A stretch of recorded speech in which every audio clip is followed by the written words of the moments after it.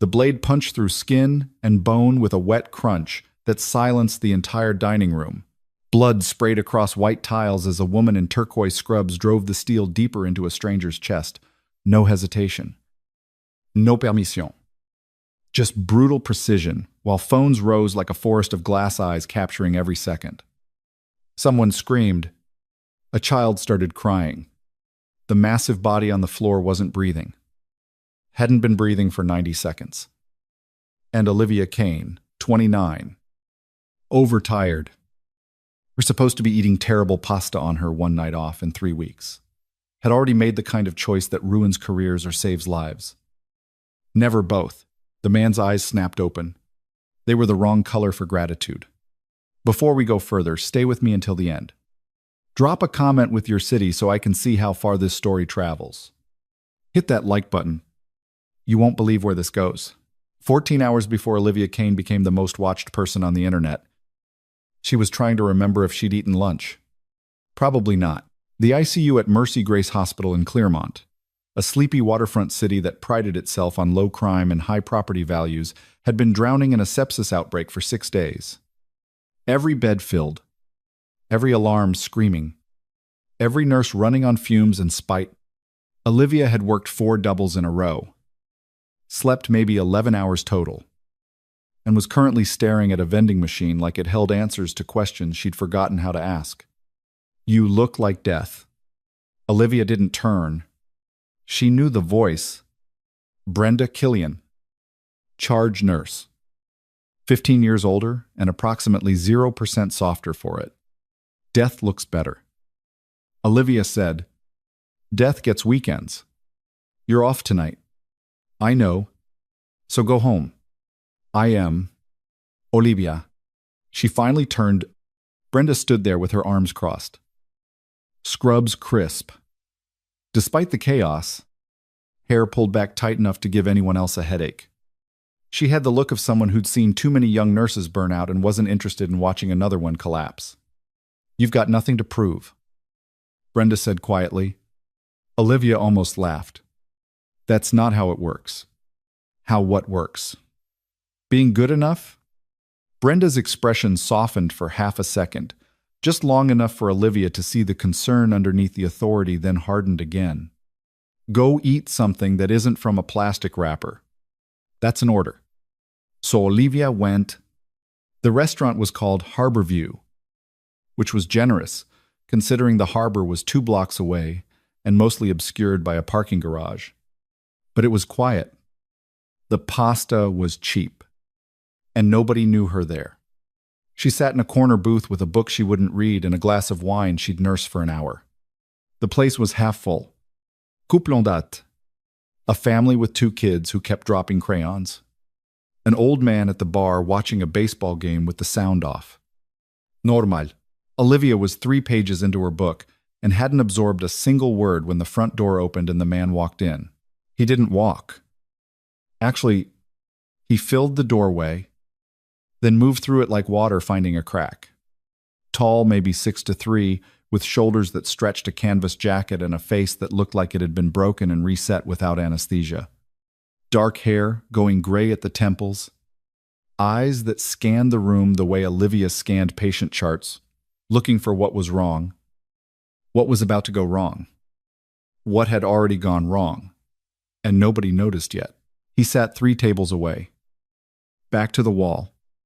Facing the door, Olivia went back to her book. 10 minutes later, he started dying. It wasn't dramatic at first. He stood up too fast. Chair scraping, and his hand went to his chest. Not clutching, just resting there, like he was checking for something. His face went pale. Sweat broke across his forehead in seconds. The waitress noticed. "Sir, you okay?"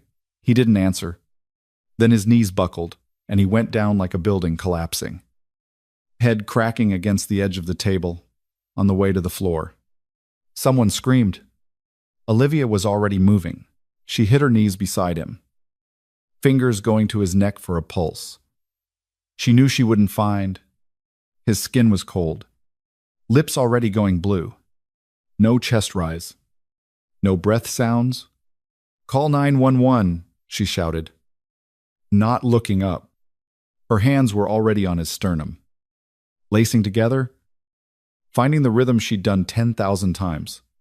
30 compressions, fast and hard. The bones under her palms felt like iron. The manager appeared, white-faced. Is he get me a knife? What? A steak knife? Now. The man hesitated for half a second too long. Olivia looked up, and whatever he saw in her face made him run. She kept compressing, felt a rib crack under her hands, ignored it, checked for a pulse.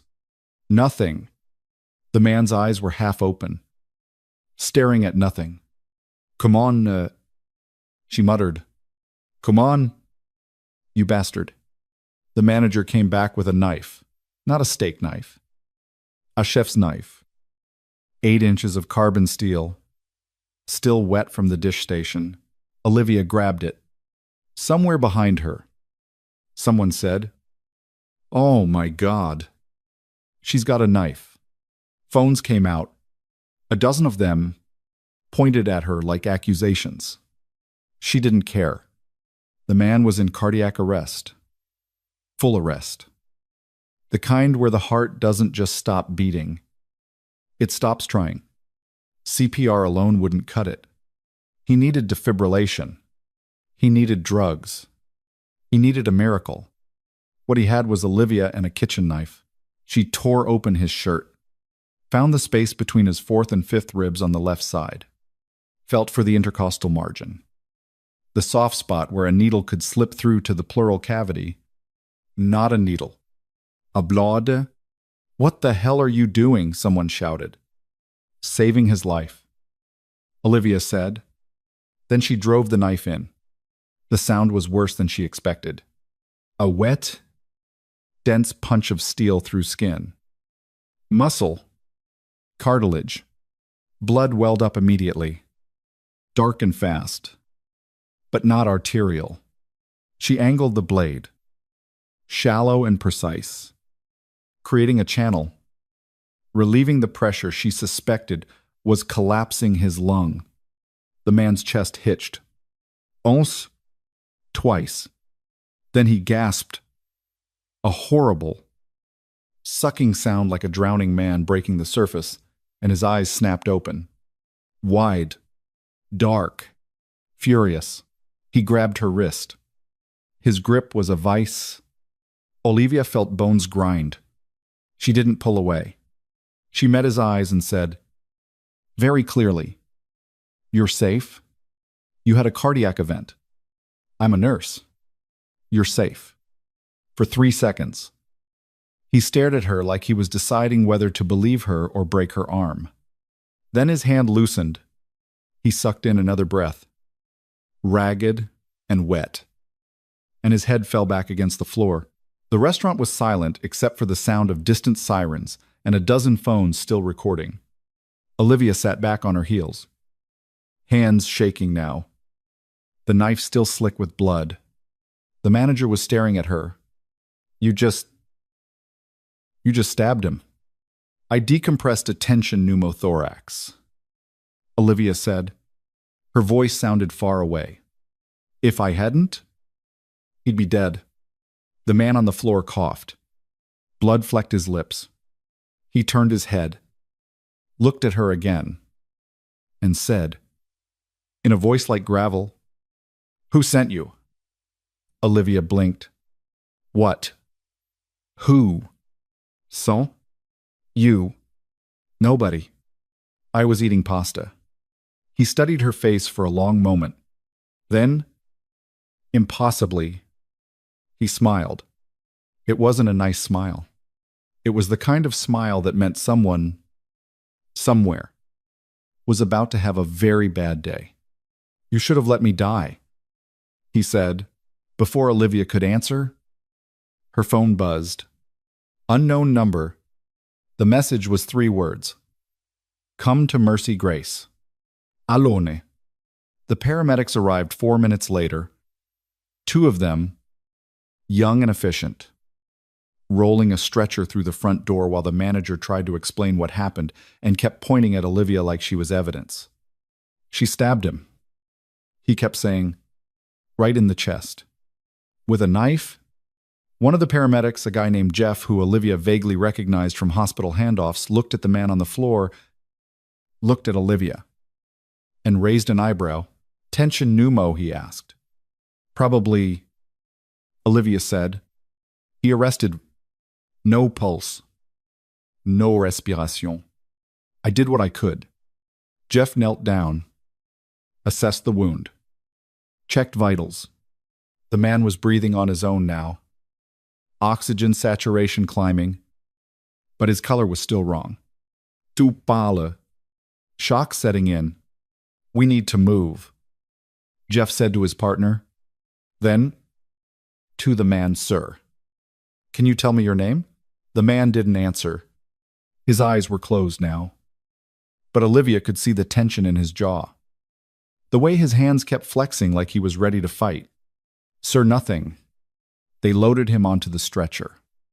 Olivia stood to the side, still holding the knife without realizing it, until Jeff gently took it from her hand. You did good, he said quietly. I don't know what I did. You kept him alive. That's enough. They wheeled him out. The crowd parted. Phones followed every step. Olivia stood there in the middle of the restaurant, blood on her hands. Her scrubs, her arms. The family with the kids had already left. The old man at the bar was still watching baseball. Her phone buzzed again. Same number. He's being transported to Mercy Grace. You need to be there. Olivia's stomach twisted. She looked at the screen, then at the door where the paramedics had just left. This was wrong.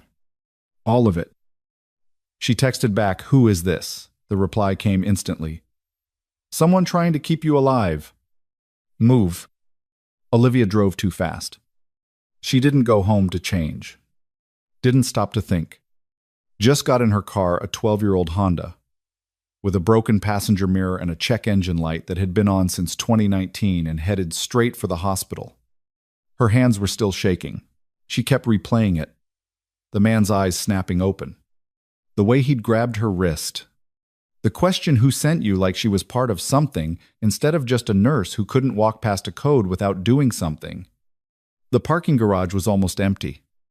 Olivia pulled into a spot near the emergency entrance, killed the engine, and sat there for a minute trying to remember how to breathe. Her phone buzzed. 3rd floor. Room 312. Don't talk to anyone. She got out of the car. Mercy Grace at night was a different animal. The fluorescent lights turned everything sickly yellow. The hallways echoed. The few people around, night shift nurses, residents on call. A janitor pushing a mop bucket moved like ghosts. Olivia took the stairs. Her badge still worked. Still got her through the secure doors. Even though she wasn't supposed to be here. She climbed 3 flights, pushed through the door, into the cardiac wing, and stopped. 2 men stood outside. Room 312. They weren't security. Security wore uniforms, had badges, walked with the casual authority of people who knew they belonged. These 2 were different. Dark suits, crisp and expensive, no visible weapons, but the way they stood, weight balanced, hands loose, said they didn't need visible weapons. One of them looked at Olivia. This floor's restricted. I work here. Olivia said, not tonight. I'm a nurse. That's my patient. The man's expression didn't change. No, he's not. Olivia felt her jaw tighten. She'd been dismissed before by doctors, by administrators, by patients' families who thought she was too young, or too female, or too whatever to know what she was talking about. She'd learned to push through it, not with anger, but with competence, with facts. I'm the one who kept him alive. She said, I need to check on him. You need to leave. Who are you? Not your concern. He is my concern. The second man shifted slightly. Not a threat. Exactly. Just a reminder that there were two of them and one of her, and this conversation could end a lot of different ways. Olivia didn't move. The first man sighed. Mom, I'm going to ask you one more time.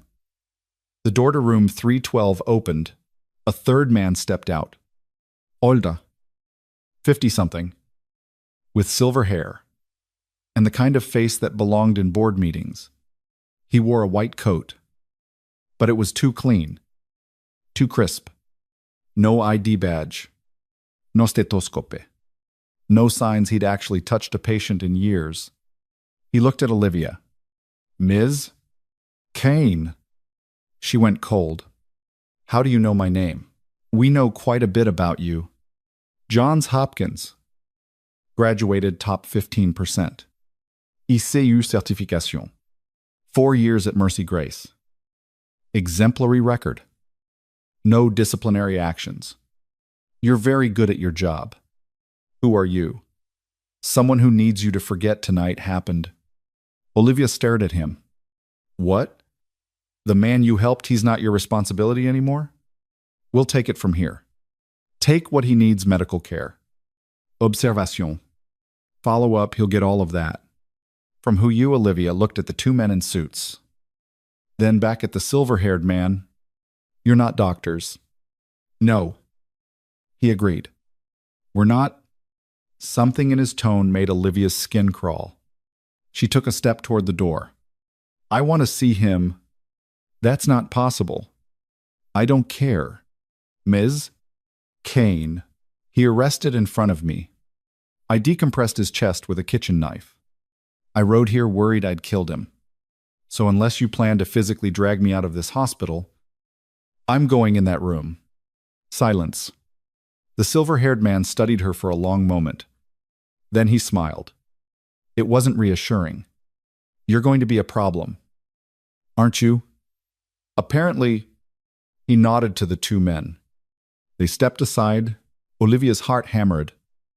But she moved forward, pushed the door open, and stepped into room 312. The man was awake. He sat propped up in the hospital bed. IV in his left arm, oxygen cannula in his nose, cardiac monitor, beeping steadily. Someone had cleaned the blood off him, put him in a gown. He looked smaller than he had on the restaurant floor, but no less dangerous. His eyes tracked her as she entered. You shouldn't be here. He said, Yeah, I'm getting that a lot tonight. Olivia glanced at the monitors. Heart rate elevated but stable. Oxygen sat 94%. Blood pressure on the low side. How do you feel? Like someone stabbed me. I saved your life. I know. He paused. Thank you. Olivia blinked. She hadn't expected that. You're welcome. She stepped closer. Checked the IV site. The dressing over the wound she'd made. Whoever had bandaged it knew what they were doing. Professional. Precise. What's your name, she asked. Marcus Vale. Nice to meet you. Marcus. I'm Olivia Kane. I know. She went still. How they told me. They. He nodded toward the door. The people who really don't want me alive. Olivia's stomach dropped. What? Before Marcus could answer, the door opened again. The silver-haired man entered, followed by the two suits. One of them carried a small black case. Mr. Vale, the silver-haired man said pleasantly. Time for your medication. Marcus's entire body tensed. I don't need medication. Doctor's orders. You're not a doctor. Semantics? The man with the case set it on the bedside table, opened it. Inside assuring, a vial of clear liquid, alcohol wipes. All very official, all very wrong. Olivia looked at the vial. No label, No markings. What is that? She asked. Standard post-cardiac protocol. The silver-haired man said, I've worked ICU for 4 years. I've never seen that protocol. It's specialized. For what, Ms. Kane? I'm going to have to ask you to step outside. No. His expression hardened. This isn't a request. Olivia looked at Marcus. He was staring at the syringe like it was a loaded gun. His hands gripped the bed rails, knuckles white. Don't let them, he said quietly. Mr. Vale, please. The silver-haired man said, This will be easier if you cooperate. Go to hell. One of the suits moved toward the bed. Fast. Efficient. He grabbed Marcus's arm, pinned it down, while the other one grabbed the syringe. Olivia didn't think. She stepped between them and the bed. Hands up. Stop. Ms. Kane, you don't have consent. You don't have authorization. You're not administering anything to my patient without proper identification and a doctor's actual orders. The silver-haired man's face went cold. Move. Now. No. You're interfering with I'm protecting my patient. That's my job. So unless you've got a badge, a warrant, or a real medical license, you're leaving. Now, for 3 seconds. Nobody moved. Then Marcus exploded. He ripped the IV from his arm, swung his legs off the bed, and drove his fist into the face of the nearest suit. The man went down hard, blood spraying from his nose. The second suit lunged, but Marcus was already moving a blur of violence and precision that ended with the man on the floor, gasping for air. The silver-haired man backed toward the door. Reaching for something inside his coat, Marcus grabbed the IV pole, yanked it free from the wall, and hurled it. 10 pounds of metal and plastic smashed into the door frame, inches from the man's head. Run, Marcus shouted at Olivia. She ran. The hallway erupted into chaos. Alarms screaming, voices shouting. Olivia didn't look back, just sprinted toward the stairwell with Marcus right behind her. Bare feet slapping tile. Hospital gown flapping open in the back. They hit the stairs. Down. Fast. Olivia's legs burned. Her lungs screamed. Behind them, footsteps. Heavy. Multiple. Keep going, Marcus barked. Second floor. First floor. Basement. They burst through a service door into a loading area. Dim lights. Empty pallets. A delivery truck idling near the far exit. Marcus grabbed Olivia's arm, pulled her toward the truck. What are you doing? She gasped. Keeping you alive. I don't understand. You don't need to. You just need to trust me. I don't even know you. He stopped. Turned. His face was inches from hers. Eyes blazing. Those men were going to kill me. You got in the way. Now they'll kill you too. So unless you want to go back upstairs and explain why you're not dead yet, you're coming with me. Olivia's mind spun. This was insane. All of it. She should go to security, call the police, report what she'd seen. But the look in Marcus's eyes wasn't crazy. It was desperate and scared and completely, terrifyingly certain. Who are you? She whispered. Someone who doesn't exist anymore. Marcus said, and unless you move right now, neither will you. The service door burst open. Voices. Flashlight beams cutting through the dark. Marcus pulled Olivia toward the truck, yanked open the back, showed her inside, climbed in after her, and slammed the door shut. Darkness. The sound of footsteps running past. Olivia's heart hammered so hard, she thought it might crack a rib. Beside her in the dark, Marcus whispered, Whatever happens next. Don't make a sound. Outside? Someone shouted. Gunfire shattered the night. The first bullet punched through the truck's rear door and buried itself in a crate 2 inches from Olivia's head. She didn't scream. Couldn't. Her lungs locked up. Brain white-hot with adrenaline. Every nerve ending, screaming at her to move. But her body frozen in the dark. Marcus's hand clamped over her mouth. Not rough, but firm. And he pulled her down flat against the truck bed just as 3 more rounds tore through metal like it was paper. Stay down. Hey, he sit. Outside. Voices barked orders.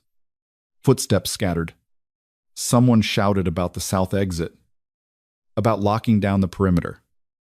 About finding them before they reached the street. Olivia's heart slammed against her ribs so hard she thought they'd hear it. Marcus moved in the darkness. Silent despite his size. Feeling along the truck's interior wall until he found something, a toolbox. From the metallic scrape, a preed open. The sound was impossibly loud in the enclosed space. What are you doing? Olivia whispered. Looking for options. Options for what? Another shot. This one hit the front tire. The truck lurched, settled with a hiss of escaping air. Marcus pulled something from the toolbox. A pribar. Not much of a weapon, but better than nothing. He moved to the rear door, pressed his ear against it. Listening, Olivia's hands shook. She pressed them flat against the cold truck bed, trying to ground herself, trying to think. This wasn't real. Couldn't be real. 20 minutes ago, she'd been eating terrible pasta. Now she was hiding in a delivery truck while people with guns tried to kill a man she'd saved, and apparently her too. Just for being in the wrong place at the wrong time. Why are they shooting at us? She whispered. Marcus didn't answer immediately. He was still listening. Head tilted. Counting something only he could hear. Because I know things, he finally said. What things? Things that get people killed. That's not an answer. It's the only one you're getting right now. Olivia wanted to argue, wanted to demand real answers. But the look on Marcus's face, grim, focused, calculating distances and angles she couldn't see, told her this wasn't the time. The voices outside moved farther away. East, toward the main road. Marcus exhaled slowly. When I open this door, you run for the trees. North side. Don't stop. Don't look back. Just run. What about you? I'll be right behind you. That's not what I asked. He looked at her then. Really looked at her? And something in his expression softened for half a second. You shouldn't have gotten involved. Too late. Yeah. He almost smiled. Too late. He gripped the door handle. Counted silently 1, 2, 3, and yanked it open. Cold air hit like a slap. Olivia bolted, legs pumping, sneakers skidding on wet asphalt as she sprinted toward the tree line 50 yards away. Behind her, Marcus's footsteps pounded the pavement, heavy and fast. Shouting erupted. Flashlight beams swung toward them. There, north side gunfire cracked the night. Olivia didn't look back. Just ran harder. Lungs burning. Vision tunneling to the dark shapes of trees ahead. 30 yards.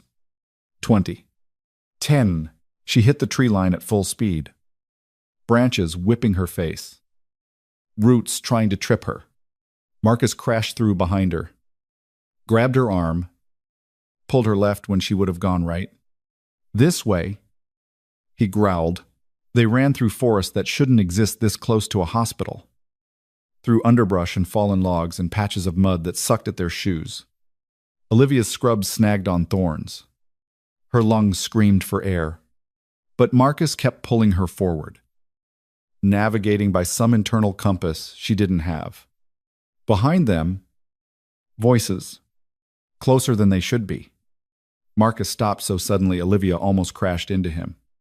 He pressed her against a tree, finger to his lips. She froze. Flashlight beams swept the forest 30 feet to their right. Two men, moving methodically, sweeping side to side. They went north. One of them said into a radio, "We'll flush them toward the road." Soppe. Units in position. The lights moved past. Kept going. Marcus waited until they were 50 yards gone. Then pulled Olivia in the opposite direction south now. Doubling back. Cutting through a ravine that reeked of stagnant water and rot. "Where are we going?" Olivia gasped. "Away? That's not a plan. It's the only plan we've got." They climbed out of the ravine, emerged onto a service road behind a strip of warehouses. Empty. Dark. One streetlight flickered at the far end, casting everything in sickly orange. Marcus pulled her into the shadow of a loading dock. They both collapsed against the concrete. Chests heaving. Olivia's entire body shook. Not from cold. From the crash after adrenaline. The realization of what had just happened. What was still happening. She'd been shot at. Multiple times. By people who weren't criminals. Weren't random, they were organized. Professional. Hunting them with the kind of precision that said, "This wasn't their first time. I need answers," she said between breaths. Now. Marcus wiped blood from his arm, must have caught it on a branch. "What do you want to know?" "Everything. Who you are. Why those men tried to kill you. What the hell I'm doing running through a forest at midnight with a stranger.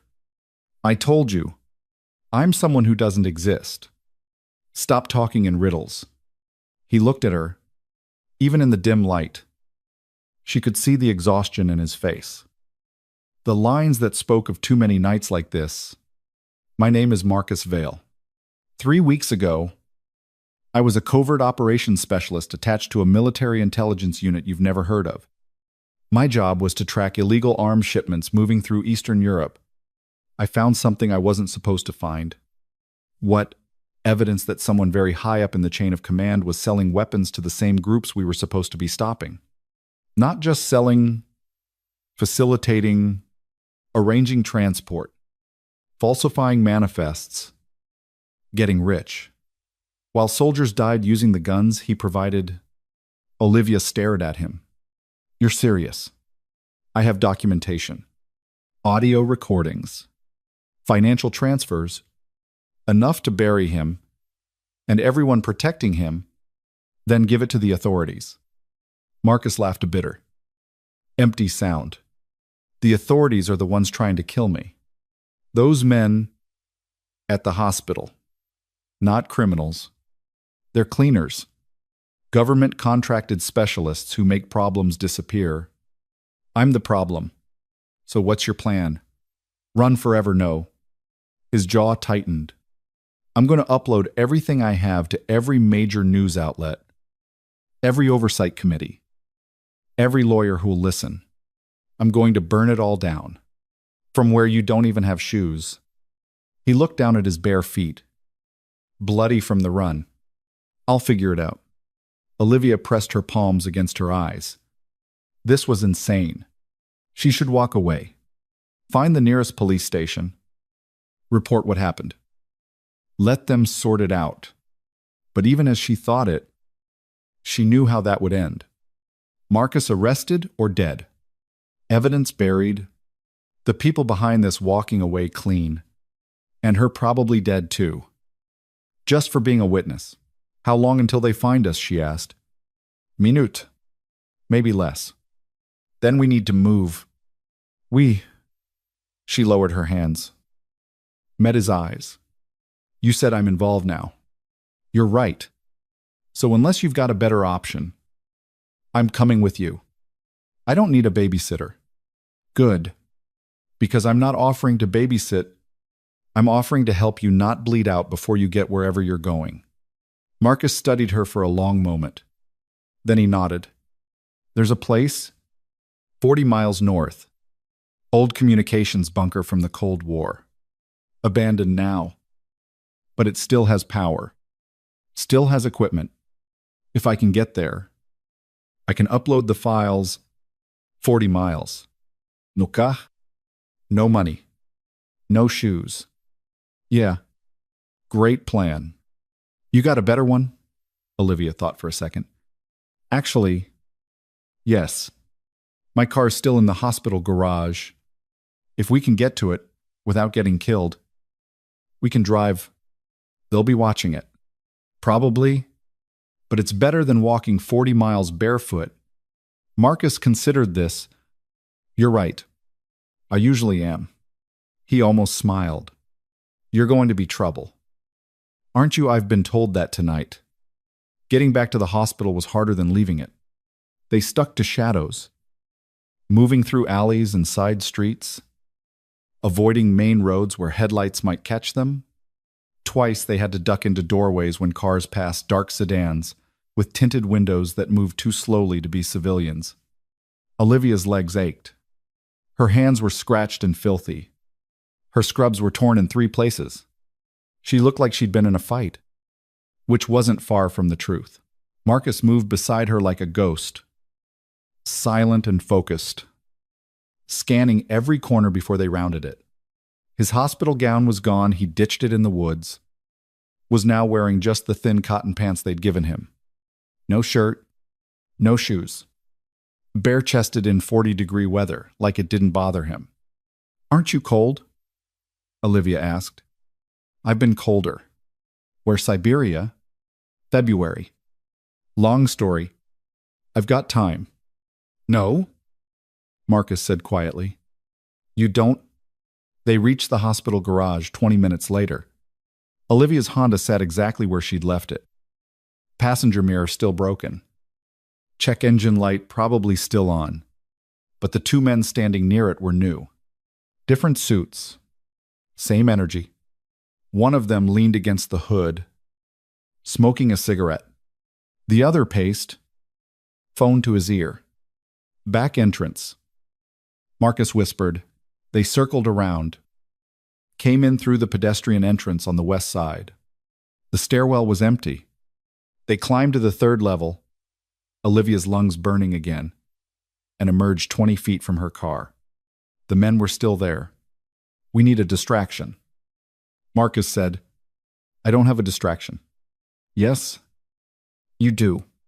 He picked up a loose chunk of concrete from the floor, tested its weight, then hurled it across the garage. It hit a car 3 rows over with a sharp crack of breaking glass. The 2 men spun toward the sound. The one on the phone barked something, and they both moved to investigate. Go. Marcus said, Olivia, run. Keys already in her hand. She hit the unlock button, yanked open the driver's door, threw herself inside.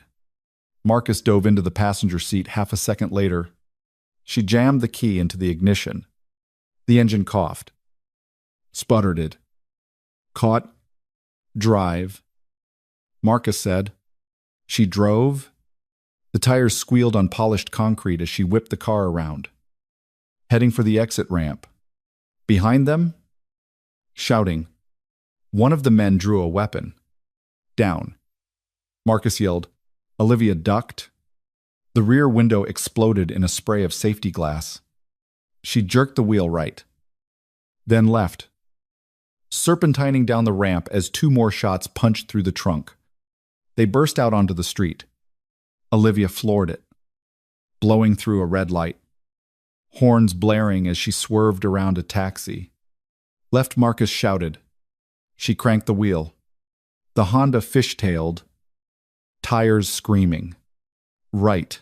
Another turn. She was driving on instinct now. No idea where she was going. Just following Marcus's directions as he navigated by memory or training or sheer desperation. Straight for 2 miles. Then merge onto Highway 7 North. They're going to follow us. I know. So what's the plan? Drive faster. Olivia pressed the accelerator to the floor. The old Honda shuddered. maxed out at 85 on a road designed for 40. Buildings blurred past. Streetlights became streaks. Behind them, headlights appeared. 2 sets. Closing fast. Company. Marcus said. Olivia's hands locked on the wheel. I see them. Can you lose them? In this, not a chance. Then we improvise. How? Marcus didn't answer. He was staring at the side mirror, calculating something. Then he turned to Olivia. When I say jump, you jump. Understand what? No. I don't understand at all. Just trust me. I don't trust you. Then trust that I want to live. The headlights closed the gap. 50 yards. 30. 20. Marcus reached over. Grabbed the wheel. Jump. He yanked it hard, right? The Honda left the road, crashed through a chain-link fence, and plunged down an embankment into a drainage canal. Olivia's stomach lurched. The world tilted. They hit bottom with a bone-jarring crunch that deployed the airbags and knocked the wind from her lungs. For 3 seconds, silence. Then Marcus was moving, shoving his airbag aside, kicking open the passenger door. Out. Now, Olivia fumbled with her seatbelt. Finally got it loose. Stumbled out into ankle-deep water that stank of chemicals and rot. Above them, on the road, the 2 sets of headlights screeched to a stop. Marcus grabbed her hand, pulled her along the canal, moving fast through the dark. Behind them, voices, flashlights. They ran. The canal stretched for half a mile before dumping into a culvert that led to the river. Marcus navigated it like he'd done this before, pulling Olivia through passages barely wide enough for her shoulders, across sections where the water rose to their knees. Olivia's teeth chattered. The cold was setting in now. Real and brutal. Cutting through her wet scrubs, Marcus had to be freezing. But he didn't slow down. Didn't complain. Just kept moving. They emerged at the river, a wide, black expanse that reflected city lights like broken glass. On the far side, industrial buildings, warehouses, loading docks. We swim, Olivia asked. No. We find a boat.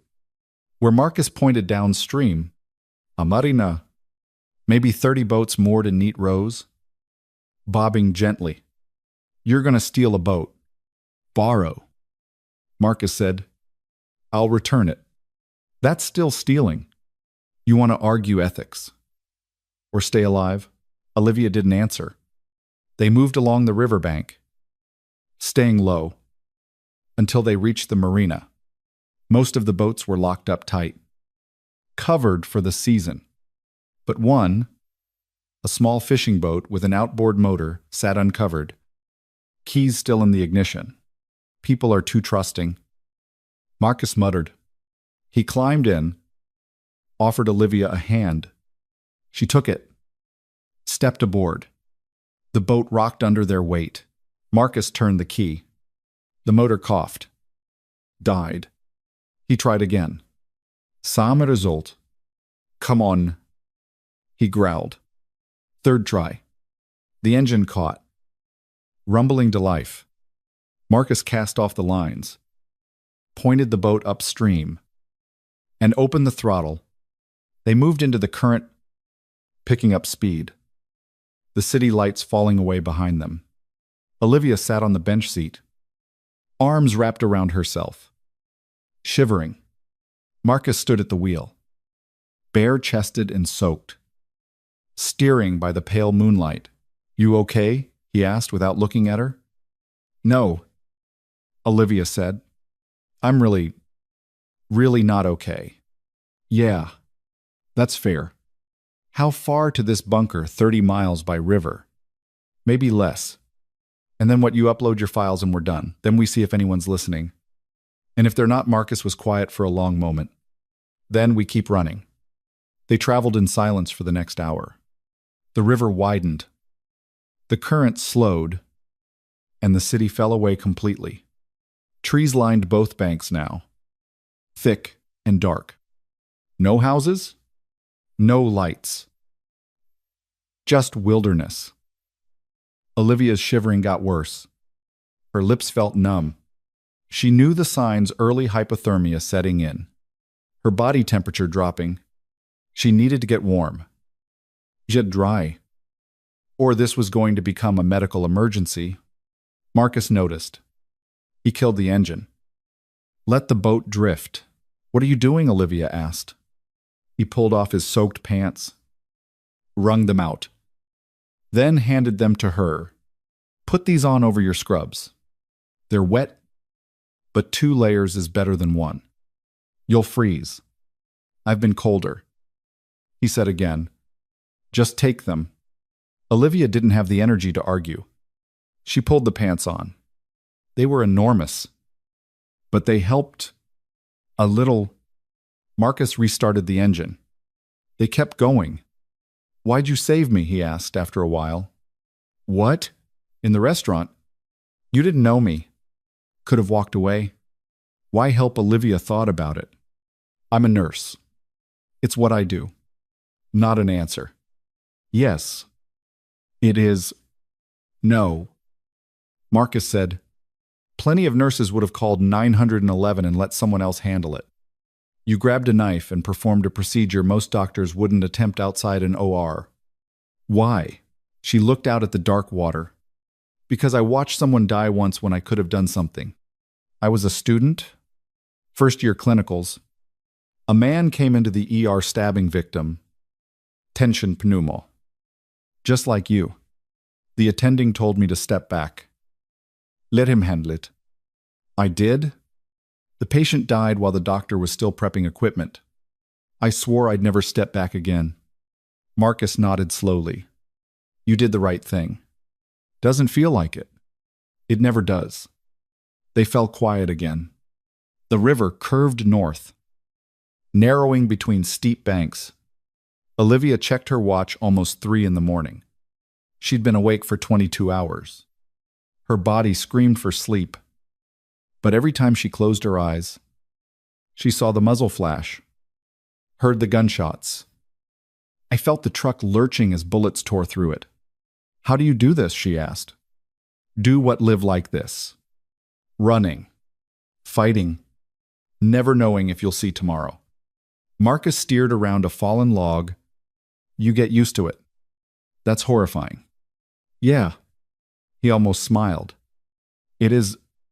They reached the bunker just after 4 p.m. It sat on the east bank, hidden behind a screen of trees and overgrown brush. From the river, it looked like nothing, just a concrete slab and a rusted door half buried in the hillside. But Marcus guided the boat to shore, tied it off, and led Olivia through the brush to the entrance. The door was locked. Marcus pulled a set of lockpicks from somewhere. Olivia had no idea where he'd been hiding them. He worked the lock for 30 seconds, and it clicked open. They stepped inside. The air was stale and cold, but dry. Emergency lights flickered to life, triggered by motion sensors, revealing a long corridor that sloped downward. Concrete walls, steel support beams, everything covered in dust. Welcome to the past. Marcus said. They descended. The corridor opened into a main room maybe 40 feet across, filled with old equipment. Radio console, computer terminals from the 80s. A wall of monitors, most cracked or dead. But in the corner, a newer setup, a modern laptop, solar panels rigged to a car battery, satellite uplink equipment. You've been here before? Olivia said. I set this up 3 months ago. Insurance. In case things went bad. Things went bad. Yeah. Marcus moved to the laptop, opened it. The screen flickered to life. He pulled a small flash drive from his pocket, how he'd kept it dry. Olivia had no idea, and plugged it in. Files appeared, dozens of them. Audio recordings, scanned documents, spreadsheets showing financial transfers. This is everything Olivia asked. Everything I could get. Who's behind it? Marcus pulled up a photograph. A man in uniform, silver hair, hard eyes, stars on his collar. General Adrian Corr. Marcus said, decorated combat veteran, presidential advisor, arrow to millions. Also a traitor selling weapons to terrorist cells and pocketing $8 million in the process. Olivia stared at the photo. She didn't recognize the man. But the weight of the uniform, the authority in his expression. This was someone powerful, someone protected. And you think uploading this will stop him? She asked. I think it's the only chance we've got. Marcus began typing, setting up encrypted uploads to news agencies, congressional oversight committees, watchdog organizations. The progress bar crawled forward. 5%. 10. How long? Olivia asked. 30 minutes. Maybe less if the connection holds. 30 minutes. Half an hour. And this would be over. The truth would be out. They could stop running. Olivia let herself believe it for about 10 seconds. Then she heard the helicopters. The sound came distant at first. A low thump, thump, thump that could have been anything. But it grew louder. Closer. Unmistakable. Marcus's face went white. No. He ran to the monitors, powered up the security cameras, old but functional. The screens flickered, showing exterior views. 3 helicopters, black, unmarked, circling overhead. They found us? Olivia whispered. They shouldn't have. There's no way. Marcus stopped, looked at Olivia. Your phone? Where is it? My pocket. Why turn it off? Now? Olivia pulled it out. The screen showed 15 missed calls, 30 text messages. She powered it down. They tracked us. Marcus said, must have pinged the cell tower. God damn it. On the monitors, the helicopters landed, doors opened. Men poured out 12. 15. 20 of them. Full tactical gear. Assault rifles. Night vision. Marcus looked at the laptop. Upload progress 42%. We need more time. He said, we don't have time, then we make some... He moved to a steel cabinet, yanked it open. Inside weapons, old, but maintained, an M16, a shotgun, pistols, boxes of ammunition. What are you doing? Olivia asked. Buying time. He loaded the M16. He checked the chamber. You know how to shoot? No. Then stay here. Watch the upload. If it finishes, hit send to everyone. All of them. Understand, Marcus? Do you understand? Yes. He handed her a pistol, just in case. Olivia took it. The weight felt wrong in her hand. Foreign. Deadly. Marcus moved to the door. Then stopped. Looked back at her. If I don't make it, finish this. Make sure it wasn't for nothing. You're going to make it. Olivia, you're going to make it. She said again. Ardor. Because I didn't save your life just to watch you throw it away. Something crossed his face. Gratitude. Maybe. Or regret. Then he was gone. Olivia stood alone in the bunker, staring at the laptop screen. 58%. The progress bar inched forward like it had all the time in the world. On the monitors, Marcus moved into position near the entrance. He was 1 man against 20. The first explosion shook the bunker. Dust rained from the ceiling. The lights flickered. Olivia grabbed the desk to keep from falling. On the monitors, the tactical team advanced. Marcus opened fire. The sound was deafening, even through the concrete. Olivia watched him move fast. Precisi, dropping 2 men before they knew where he was. Then he rolled, came up behind cover, fired again. But they kept coming. Another explosion. Closer this time. The monitor showing the entrance went black. 65%. Olivia's hands shook. She gripped the pistol Marcus had given her. You had no idea if she could actually use it. Prayed she wouldn't have to. The sound of boots in the corridor. They were inside. 70%. Olivia looked at the laptop. At the door. At the gun in her hand. She thought about the man dying on the restaurant floor. About the choice to act or walk away. Thought about stepping back and watching someone die. She'd sworn never again. The door burst open.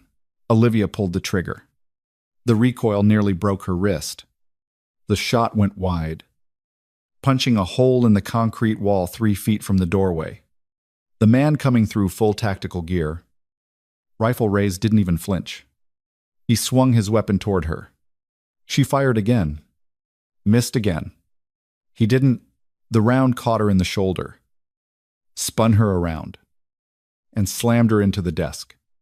White-hot pain exploded through her body. The pistol clattered from her hand. She hit the floor, gasping, vision blurring. The tactical operator moved into the room, rifle still trained on her. Target secured, he said into his radio. Olivia couldn't breathe, couldn't think. Her shoulder felt like someone had driven a railroad spike through it.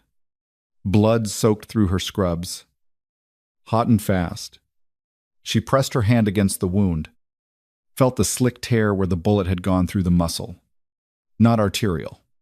She'd know if it was arterial, but bad, bleeding too much. The operator moved toward the laptop. 74%. No. Olivia gasped. He ignored her, reached for the laptop to shut it down. Marcus came through the door like a freight train.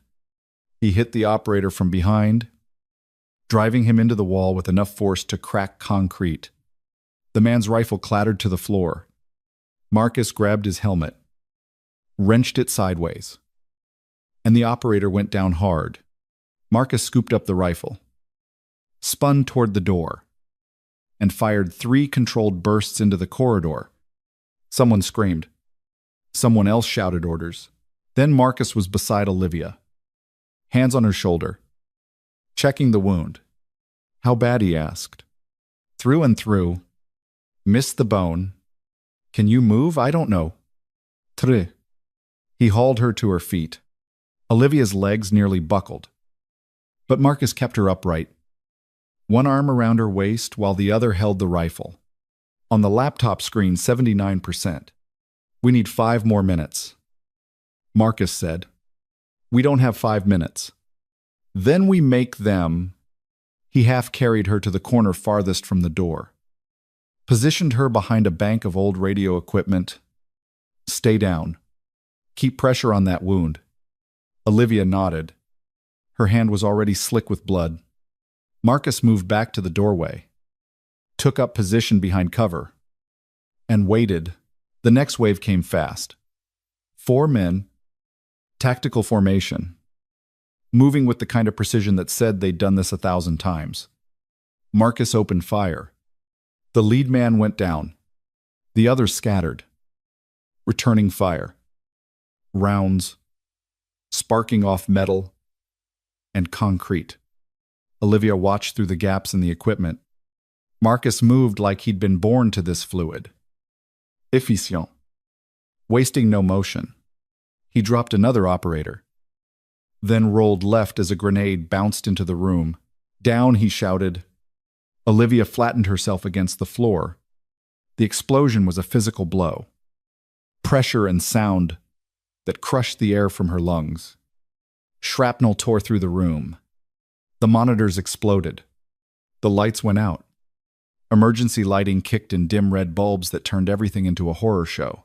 Marcus was already up, firing blind into the smoke-filled corridor.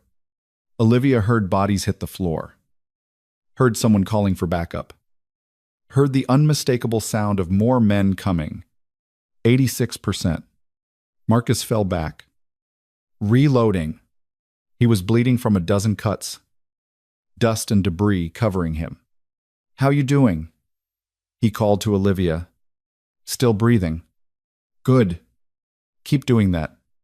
Another explosion rocked the bunker. The ceiling cracked. Concrete chunks raining down. The structural integrity was failing. One more blast like that and the whole place would collapse.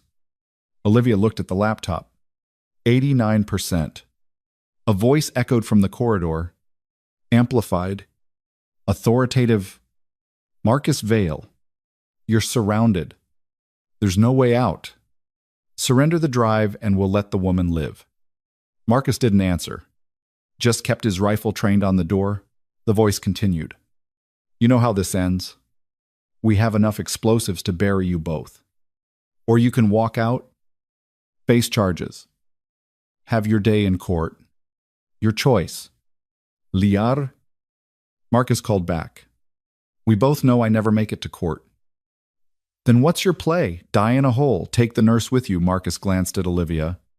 For a second, she saw doubt flicker across his face. Not about the mission. About her? Whether keeping her alive was worth the cost? "Don't," she said quietly. "Don't what?" "Don't even think about making a deal. I didn't come this far to watch you give up." "You're shot?" "I've had worse." She hadn't, but he didn't need to know that. How long? Marcus checked the laptop. 92%. 3 minutes.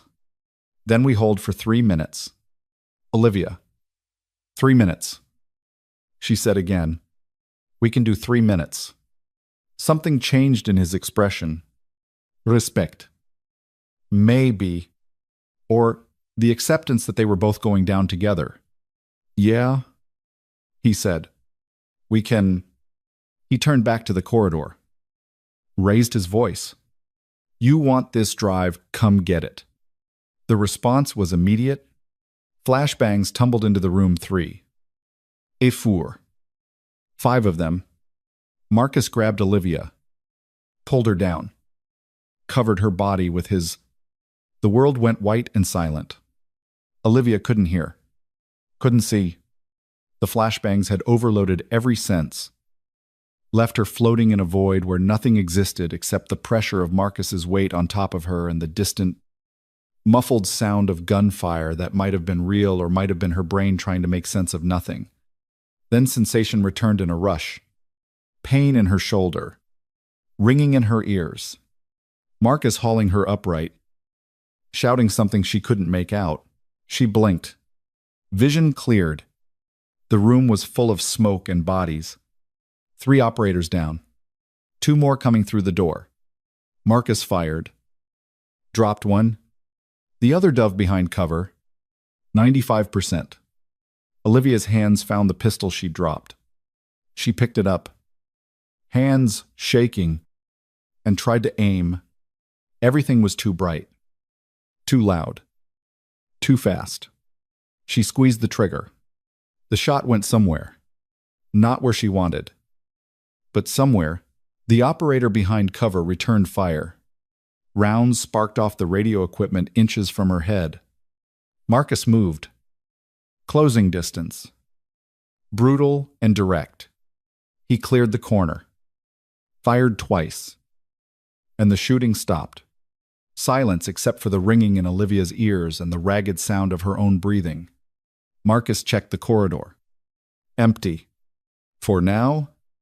He moved back to the laptop. 98%. Almost there. He said. That's when the ceiling collapsed. Not the whole thing. Just a section near the entrance. Where the grenades had weakened the support beams. Tons of concrete and rebar came down in a roar of dust and destruction. Sealing the main corridor, Marcus stared at the pile of rubble. So much for the front door. Is there another way out? Olivia asked. Maybe. There's supposed to be an emergency exit. Never tested it. Great. 99%. The laptop chimed, "Upload complete." Marcus didn't celebrate, just started hitting send, routing the files to every recipient he'd queued up. News agencies, congressional offices, military oversight committees, watchdog organizations. 63 separate destinations. Each one receiving the full archive. Done, he said. Olivia let herself exhale. So it's over? Not yet. Another explosion shook the bunker. This one from above. They were bringing in heavy ordnance now, trying to collapse the entire structure. We need to move, Marcus said. He grabbed the laptop, shoved it in a waterproof bag, then pulled Olivia to her feet. Emergency exit. This way. He led her through a side passage she hadn't noticed before. Narrow and dark, sloping upward. Olivia's shoulders screamed with every step, but she kept moving. Blood soaked through the makeshift bandage Marcus had tied his torn pants, wrapped tight to slow the bleeding. The passage opened into a vertical shaft with a ladder bolted to the wall, 50 feet straight up. You've got to be kidding, Olivia said. It's this. Or we wait for the ceiling to finish caving in. Another explosion. Closer. Dust rained from above. Climb, Marcus said. Olivia grabbed the first rung with her good hand. Her shoulder shrieked in protest. She pulled herself up anyway. 1 rung. 2. 10. Every movement was agony. But stopping meant dying. So she didn't stop. Marcus climbed behind her, rifle slung across his back, urging her on. Keep going. Don't look down. She made the mistake of looking down anyway. The shaft stretched into darkness, and for a second her vision swam. Then Marcus's hand was on her ankle, steadying her. Eyes up, he said. 20 more feet. Olivia climbed. Her hand slipped on a rung slick with condensation. For a horrible second she was falling. But Marcus lunged, caught her belt, held her until she found purchase again. Thanks, she gasped. Don't thank me yet. They reached the top, a steel hatch, rusted shut. Marcus braced himself on the ladder, put his shoulder into it. The hatch groaned, resisted, then gave way with a screech of tortured metal. Cold air flooded in. Dawn light, pale and weak. Marcus climbed out first, then reached down, pulled Olivia up. They emerged in a clearing 50 yards from the bunker's main entrance. Trees on all sides. The sound of helicopters overhead. Circling. We need cover, Marcus said. They ran for the tree line. Olivia's legs felt like lead, her lungs burning. But she kept pace. They were 10 feet from the trees when the bunker exploded. Not collapsed. Exploded. The blast picked them up and threw them like dolls. Olivia hit the ground hard. Rolled. Came to rest against a tree. Her ears rang. Her vision blurred. Everything hurt. Marcus landed nearby, already moving, crawling toward her. You. Okay. Define. Okay. He almost smiled. Then he looked up. The helicopters were landing again. Doors opening. More men pouring out. They're not stopping, Olivia said. No. They're not? So what do we do? Marcus pulled out the laptop, checked it. Still intact. The files were out there now, spreading through servers and networks. Impossible to stop. But that didn't matter if they were dead before anyone read them. We keep running, he said. They moved deeper into the forest. Marcus supporting Olivia as her legs started to give out. Blood loss was catching up. She was lightheaded, vision narrowing at the edges. Stay with me, Marcus said, trying. They stumbled into a ravine, followed it east, putting distance between them and the helicopters, but the sound of pursuit was constant voices, calling coordinates, dogs barking, the rhythmic thump of rotors overhead. They're going to catch us. Olivia said, not if I can help it. Marcus, I said no. But even as he said it, Olivia could see he was calculating, looking for angles that didn't exist. They were injured, exhausted, outnumbered 20-1. The files were out, but they'd never lived to see what happened next. They emerged from the ravine onto a dirt road, empty, isolated. Then headlights appeared. A convoi. 3 vehicles. Military markings. Marcus raised the rifle, but Olivia put her hand on the barrel. Wait. They're with Core. Maybe, or maybe they're not. The lead vehicle stopped 30 feet away. Doors opened. Soldiers emerged. But these weren't the tactical operators. Regular army. Confused. Young. A lieutenant stepped forward. Hand on his sidearm, but not drawing. Identify yourselves. Marcus didn't lower the rifle. Who sent you? I asked first. Marcus Vale. United States Army. Special Operations. And unless you want to be court-martialed for aiding a traitor, you're going to listen very carefully to what I'm about to tell you. The lieutenant's eyes narrowed. Lower your weapon. Not until I know whose side you're on. I'm on the side of following orders.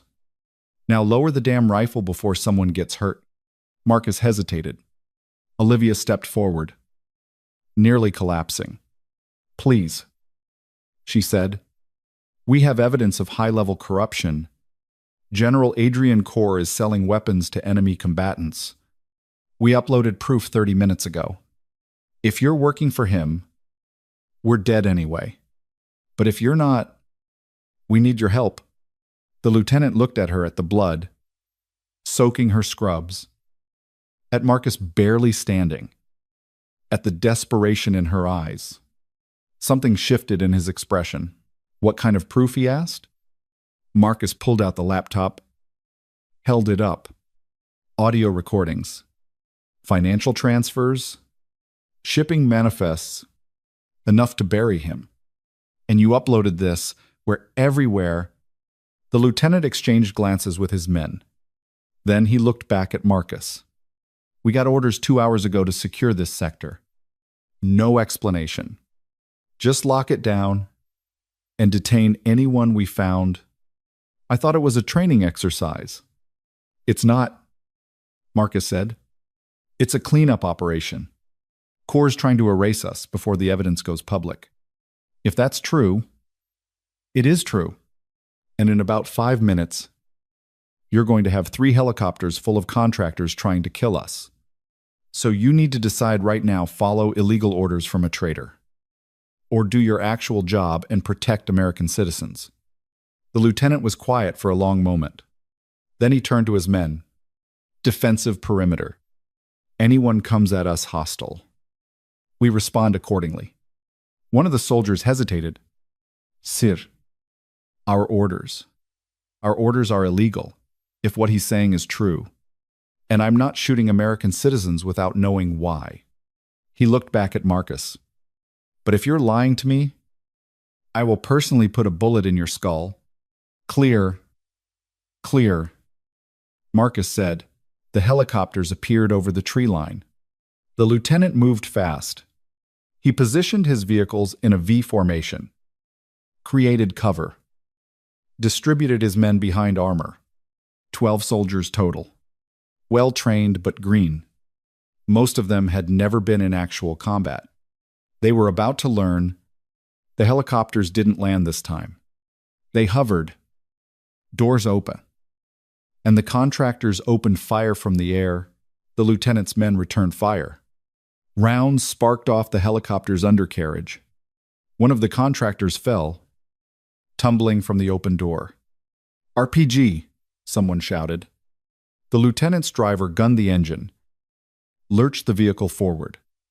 Just as the rocket-propelled grenade screamed past, missing by inches, it hit a tree and exploded, showering the road with splinters.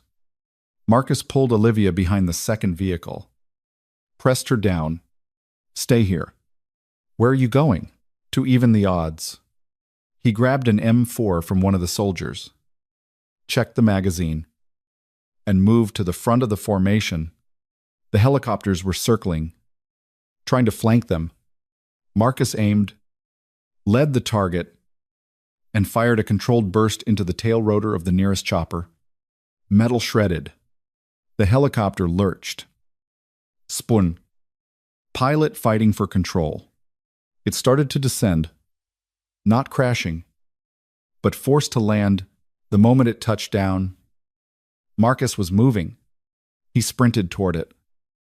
Rifle up, firing at the contractors as they tried to exit. 2 went down. The others scattered. The second helicopter swung around. Door gunner, opening up with a mounted machine gun. Rounds tore up the ground around Marcus. Hedove rolled, came up behind a boulder. The lieutenant's men engaged, drawing fire. The helicopter banked, trying to get a better angle.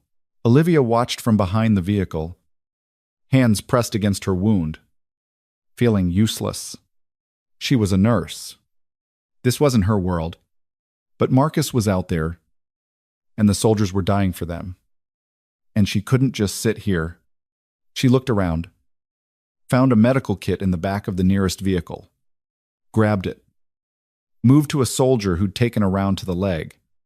"Hold still," she said. He stared at her. "You're shot." "So are you?" "Now hold still."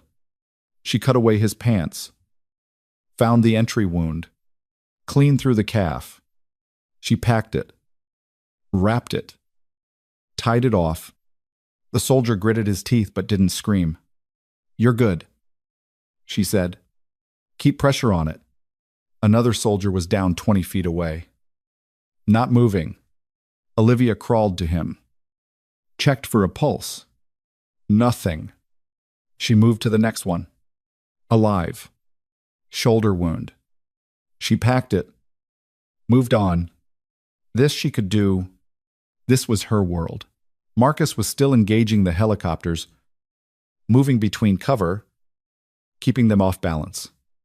The third chopper tried to come in from the east, but the lieutenant had anticipated it. Repositioned 2 men with anti-tank weapons. The rocket screamed upward, caught the helicopter in the tail. Boom! It spun, smoke pouring from the engine, and went down hard in the trees. Fire bloomed. Black smoke rose. The second helicopter pulled back, gaining altitude, trying to reassess. Marcus ran back to the convoy, breathing hard. "They're regrouping." "How many left?" the lieutenant asked. "Maybe 15, but they'll call for reinforcements. Then we need to move. Now." They loaded the wounded into the vehicles. Olivia climbed in beside Marcus, her shoulder screaming. The lieutenant took the lead vehicle, gunned the engine, and they were moving. Behind them, the remaining helicopter gave chase. The convoy raced down the dirt road, kicking up dust. Taking corners too fast? The helicopter matched their speed. Door gunner firing in controlled bursts.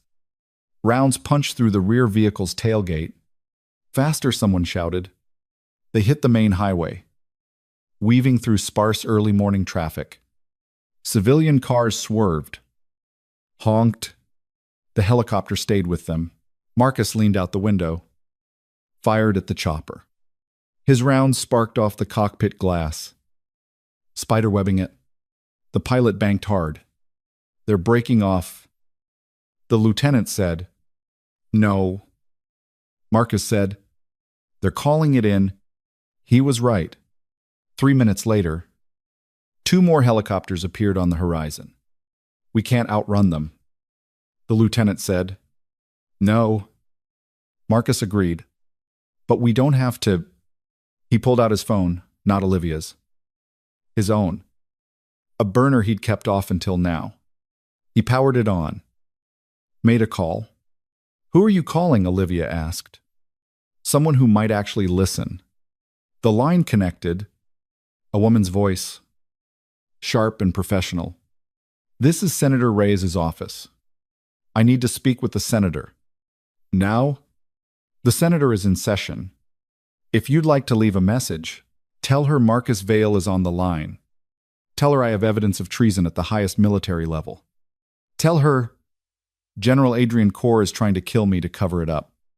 And tell her if she doesn't answer this phone in the next 30 seconds. The blood of everyone in this convoy is on her hands. Silence. Then a click, a new voice. Olda. Female. Gravelly from too many years of late-night sessions and shouting over colleagues. This is Reyes. Who the hell is this? Marcus Vale. I worked Black Ops for military intelligence. 3 weeks ago I discovered I know who you are. Reyes interrupted. And I know what you found. Your files hit my office 20 minutes ago. Along with every other oversight committee on the Hill. Marcus's eyes widened. You've seen them. I've seen them. And if even half of what's in there is true, Corr's going to die in prison. He's trying to kill me before I can testify. Where are you? Highway 7. Northbound. 20 miles from Clearmont. 2 helicopters on our tail. Contractors. Not military. They're trying to eliminate witnesses. Hold position. I'm sending federal marshals.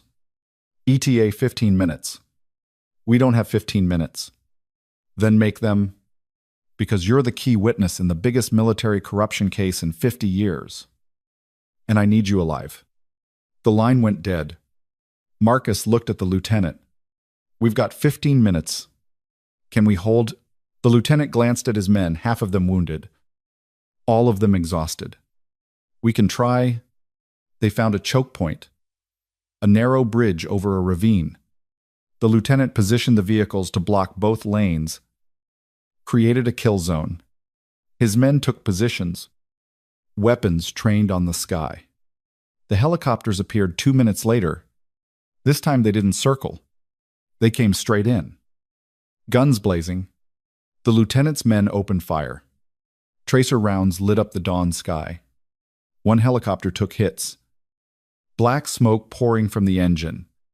It veered off, trailing fire. The other kept coming. An RPG launched from its open door. The lieutenant screamed a warning. Everyone dove. The rocket hit the lead vehicle. Flipped it. End over end. The explosion was massive. Heat and pressure washing over them. When Olivia looked up, 2 soldiers weren't moving. Marcus was already returning fire. Emptying magazines into the helicopter's belly. The door gunner slumped.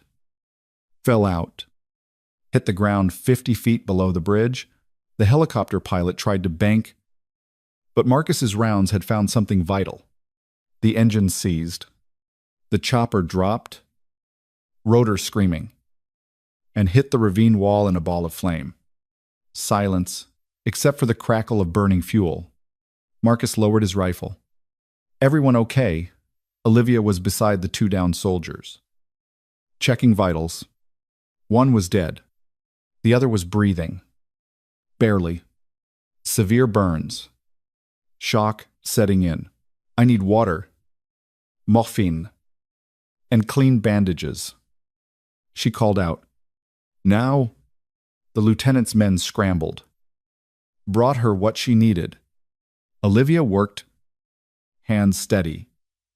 Despite the shaking in her core, cleaning burns, establishing IV access, administering pain meds, keeping him alive until real help arrived. 10 minutes passed. Then 12. Sirens rose in the distance. Federal vehicles appeared, black SUVs. Light bars flashing. They surrounded the bridge, agents pouring out in tactical formation. A woman emerged from the lead vehicle, 50-something. gray hair pulled back, wearing a windbreaker with federal marshal across the back. She walked straight to Marcus. Marcus Vale. That's me. I'm Marshal Denise Kwan. Senator Reyes sent us. You're safe now. Marcus looked at the burning wreckage, at the bodies, at Olivia covered in blood and working to save a stranger. Safe is a relative term. Fair enough. Kwan looked at Olivia. You, the nurse. I'm a nurse. Olivia said without looking up, I need a medevac for this man. 3rd-degree burns. Possible internal injuries. BP dropping. Kwan spoke into her radio. Air ambulance. Priority 1. She turned back to Marcus. We need your statement. Everything. Names. Dates. Location. You have my files? Files are evidence. I need testimony. Corroboration. A case we can actually prosecute. Core's going to walk. Isn't he? Not if I can help it. But I need you alive and talking. So let's get you somewhere secure. They were airlifted to a federal facility 2 hours outside Clearmont. Concrete building. No windows. Guards. At every entrance, Olivia was treated by military doctors who patched her shoulder, gave her antibiotics, told her she was lucky. The round hadn't shattered bone. Marcus was in a different room, debriefing with federal prosecutors. Olivia sat alone, staring at the wall, trying to process everything that had happened in the last 12 hours. She'd saved a man's life, been shot, uploaded evidence that could topple a general, watched people die, and she had no idea what came next. The door opened. Senator Reyes stepped in, older than her photos. Harder, with eyes that had seen too much political theater to be impressed by anything. Ms. Kane, she said. I know who you are. Reyes almost smiled. Good. Saves time. She sat down across from Olivia. You did something incredibly stupid tonight. I've been told you also did something incredibly brave. That evidence you helped protect. It's going to expose corruption that's been festering for years. Soldiers died because of Core's deals. Families lost people. And now, we can finally hold him accountable. So what happens to me, that depends. The people who tried to kill you, they're not going to stop just because we have evidence. Core has friends, resources. He'll try to discredit you, intimidate you, maybe worse. So I testify and spend the rest of my life looking over my shoulder. Or we put you in witness protection, new name, new city, new life. You disappear, and Core never finds you. Olivia thought about that, about leaving everything behind, her job, her home, her life. What about Marcus, she asked. He's military. Different rules. But he'll be protected. That's not what I asked. Reyes studied her. You care about him. I barely know him. That's not an answer. Olivia looked away. I don't want to disappear. Then you testify. You face Core in court. You tell the truth and hope it's enough. Is it ever enough? Sometimes, Reyes said quietly. Not always. But sometimes. The trial began 4 months later. Olivia sat in a federal courthouse in Washington, surrounded by security, watching General Adrian Core enter the courtroom in a tailored suit that probably cost more than she made in 3 months. He looked exactly like his photo distinguished, authoritative, the kind of man who'd spent his life being obeyed. He didn't look at her. The prosecution called Marcus first. He testified for 6 hours, walking through the evidence methodically, audio recordings of Core, arranging weapons, shipments, financial transfers to offshore accounts, falsified shipping manifests, Names of the 18 soldiers who died because the weapons they were tracking ended up in enemy hands. The defense tried to break him, called him a disgruntled operative. A fabricator, a man with an axe to grind. Marcus didn't break. Then they called Olivia. She walked to the stand, raised her right hand, swore to tell the truth. The prosecutor, a woman named Helen Voss, who looked like she'd been born in a courtroom, approached. Ms. Kane, can you describe the events of the night you met Marcus Vale? Olivia did. All of it. The restaurant, the cardiac arrest, the hospital, the men who tried to inject Marcus with an unknown substance, the escape, the bunker, getting shot, the upload. She spoke clearly, factually, without emotion. This was testimony, not a story. The jury needed facts. When she finished, Core's defense attorney, a silver-haired man in a suit that matched his client, stood for cross-examination. Ms. Kane, you're a nurse. Correct. Yes. No military training. No intelligence background. No experience with covert operations. That's correct. So, everything you know about this alleged conspiracy, you learned from Marcus Vale. I learned it from the evidence. And from the people who tried to kill us. You were shot. That must have been traumatic. It was. Trauma can affect memory. Perception. Make us see conspiracies where there are none. Olivia met his eyes. I know what I saw. Do you? Or did Mr. Vale tell you what you saw, counselor? The judge interrupted. Is there a question in there? The attorney smiled. Ms. Kane, isn't it possible you're simply repeating a story you were told by a man you wanted to believe? No. No, you're certain. I'm certain that I watched men in suits try to forcibly inject a patient without consent. I'm certain I was shot by people who weren't police, weren't identified, and were trying to kill us. I'm certain the evidence exists because I watched it upload, and I'm certain that General Core is responsible because his name is all over those files. The attorney's expression hardened. You're very confident for someone who's only been involved in this for a few months. I'm confident because I know the truth. And the truth doesn't change just because you don't like it. The courtroom went quiet. The attorney tried a few more angles. But Olivia didn't waver. When he finally sat down, she felt something shift. Not victory. Just the weight of having done what she came to do. The trial lasted 3 weeks. Witnesses testified. Experts analyzed the evidence. The defense argued procedure, chain of custody. The unreliability of digital files. But the evidence was overwhelming.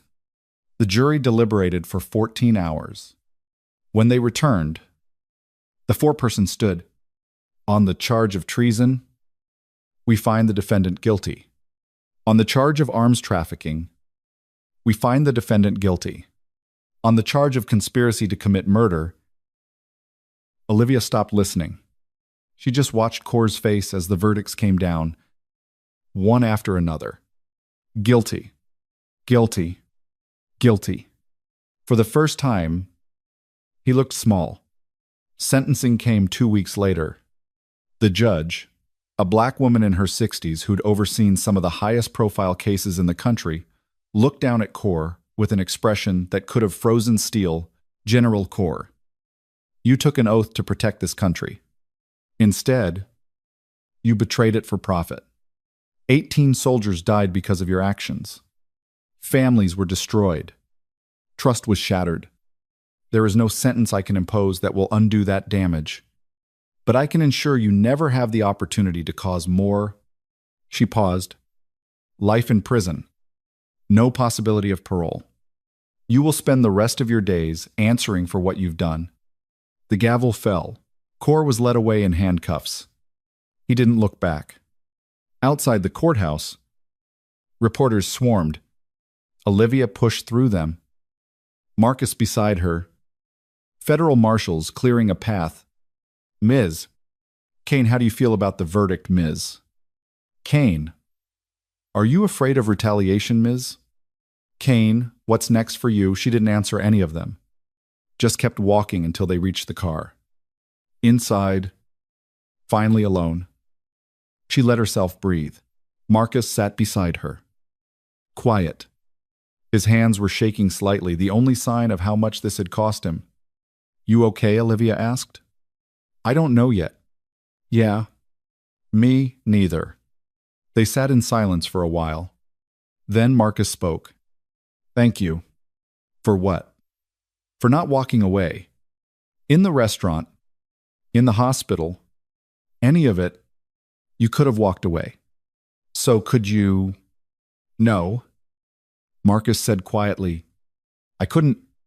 This was my fight. But you chose to make it yours too. That's different. Olivia looked at him. Would you do it again? He thought about it. Yeah, I would. May too. The car started moving. They drove through Washington, past monuments and memorials, toward whatever came next. Olivia looked out the window, watching the city slide past, and thought about the woman she'd been 3 months ago.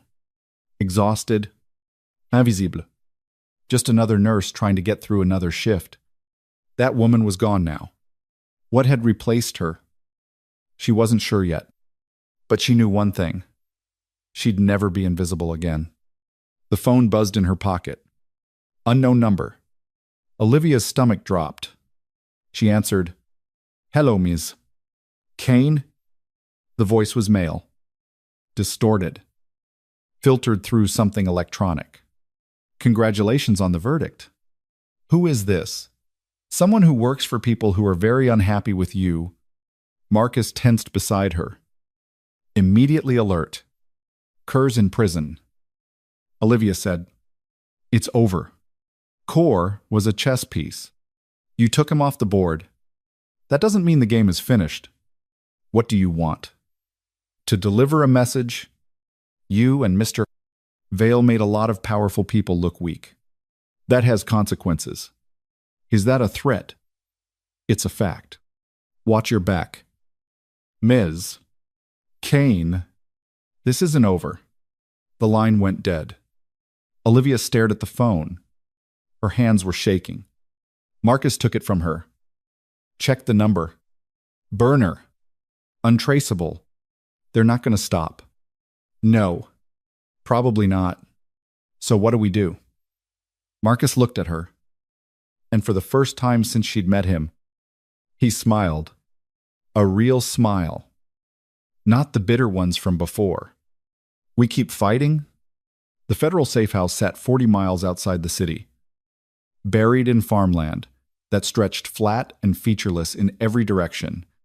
No neighbors, no cover, just open ground where anyone approaching would be visible for miles. Marcus hated it immediately. Too exposed, he said, standing at the kitchen window, watching the horizon. Marshal Kwan set down a box of supplies. It's secure. Motion sensors. Cameras. Armed detail rotating every 12 hours. Secure until it isn't. You have a better option. Marcus didn't answer. Just kept watching the fields like something might emerge from them any second.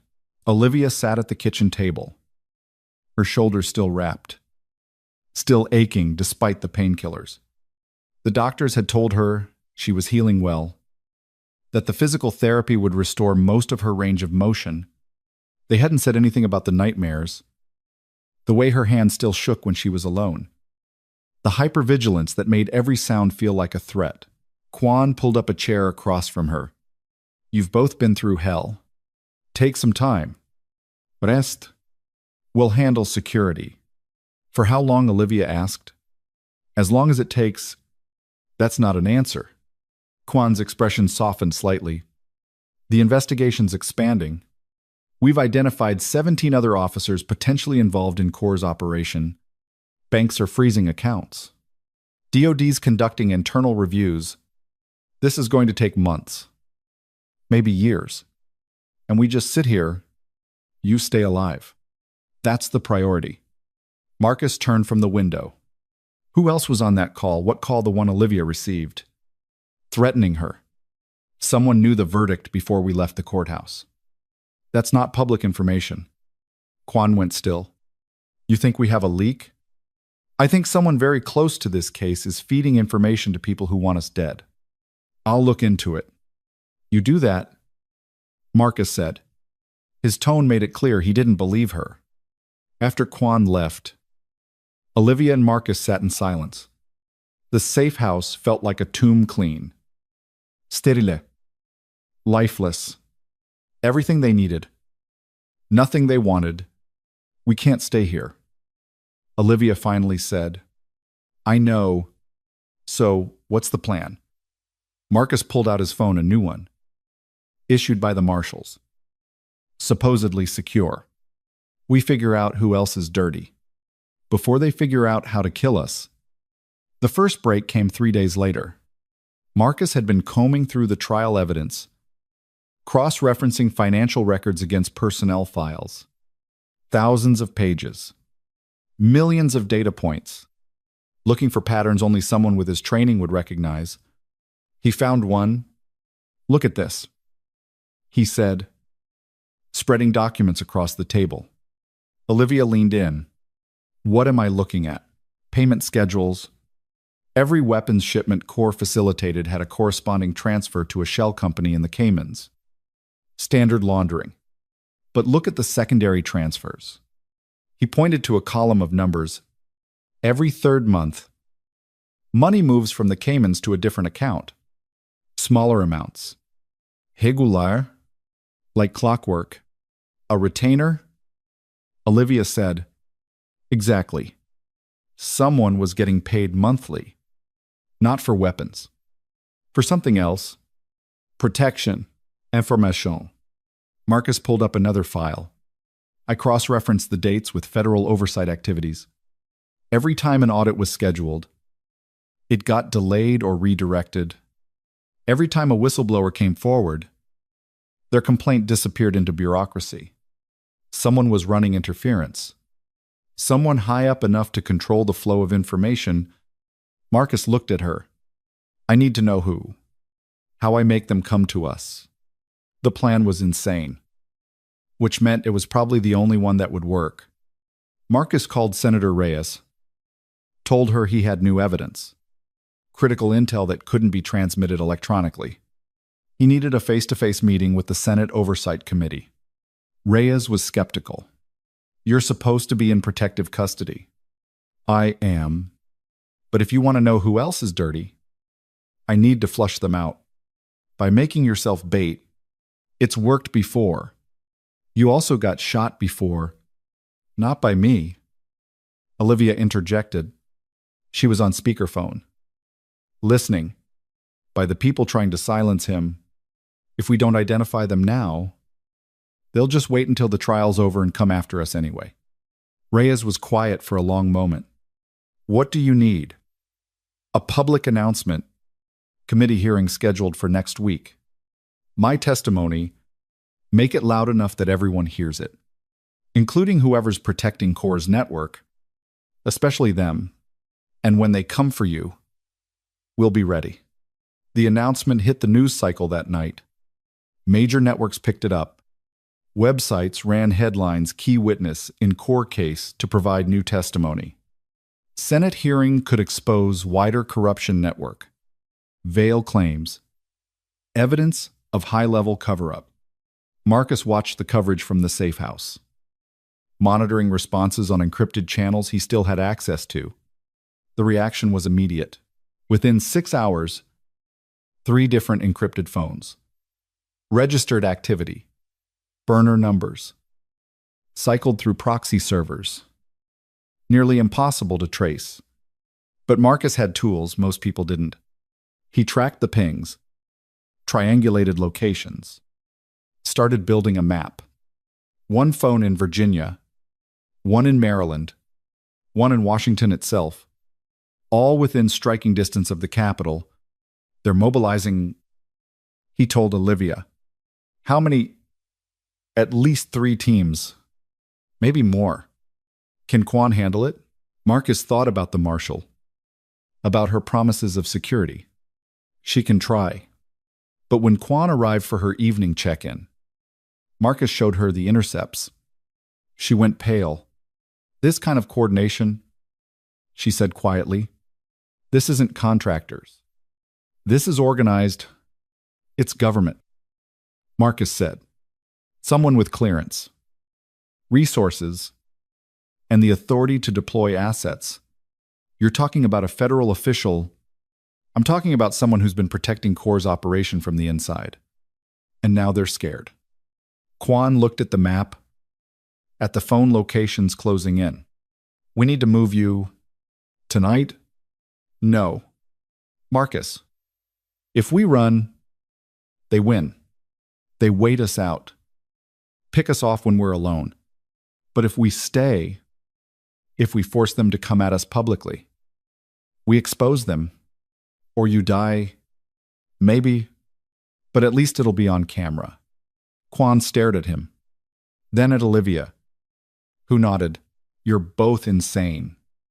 Quan said, probably. Olivia agreed. But we're also right. The safe house became a fortress over the next 48 hours. Quan brought in reinforcements, not just marshals, but FBI tactical teams, DoD security specialists, even a few military intelligence officers Marcus recognized from his old unit. They installed additional cameras, motion sensors, and hardened defensive positions around the perimeter. But Marcus knew none of it would be enough if someone really wanted them dead. The night before the scheduled hearing, Olivia couldn't sleep. She sat in the kitchen, staring at her hands, remembering the feel of the pistol, the recoil, the sound of gunfire. Marcus found her there at 2 a.m. You should rest. He said, can't? Yeah, me neither. He sat down across from her. They'd been living in close quarters for days now. But this was the first time it felt like they could actually talk without the weight of immediate danger crushing the air out of the room. What happens after? Olivia asked. After what? After the hearing? After we identify who's dirty? After all of this is over? Marcus was quiet. I don't know. That's honest. At least, I'm not good at much else. Olivia almost smiled. You're good at not dying? So far. So far. She echoed. Then, quieter, I keep thinking about that soldier. The one I worked on after the bridge. Did he make it? Yeah. He's at Walter Reed. 3rd degree, burns over 40% of his body. But he's alive. That's something. It is. Silence stretched between them. Then Olivia spoke again. I don't know how to go back. Back where? To normal. To being a nurse. Working shifts. Pretending none of this happened. How do you just go back? Marcus looked at her. Really looked at her. And saw the exhaustion. The fear. The strength she didn't know she had. You don't. He said. You find a new normal. What's yours? I'm still working on it. Before Olivia could respond, an alarm sounded. Not the perimeter sensors. Something else. Marcus was on his feet instantly. Moving to the security console, Quan burst through the door. We've got activity. 3 vehicles approaching from the west. No IFF transponders. Not Ors. How far? 5 miles. They'll be here in 10 minutes. Marcus looked at Olivia. This is it. She stood, her shoulder protesting. What do you need me to do? Stay in the reinforced room. Don't come out until I give the all clear. That's not happening. Olivia, I didn't come this far to hide in a box while you fight. She picked up a vest from the tactical gear Quan's team had brought. Struggled to put it on one-handed. Marcus helped her, fastening the straps. You're shot. You're not trained for this. I'm a fast learner. Despite everything, he almost smiled. Yeah, you are? The vehicles came fast. No headlights. Just dark shapes against darker fields. Quan's team was in position, snipers on the roof. Tactical operators at hard points around the perimeter. FBI agents covering the approaches. Everything by the book. But the attackers weren't following any book. The first vehicle veered off the road half a mile out, drove straight across the field. The second and third followed, splitting to flank the house from different angles. They're not stopping, Quan said into her radio. All units, prepare to engage. The lead vehicle accelerated 100 yards. 50. 20. Light them up, Quan ordered. Searchlights blazed to life, flooding the field with white light. The vehicles didn't slow, didn't stop, just kept coming. Quan's snipers opened fire. The lead vehicle's windshield shattered. But it kept going. Driver slumped, but foot still on the accelerator. Then Marcus understood. It's rigged, he shouted. Get back! The vehicle hit the house's outer wall and exploded.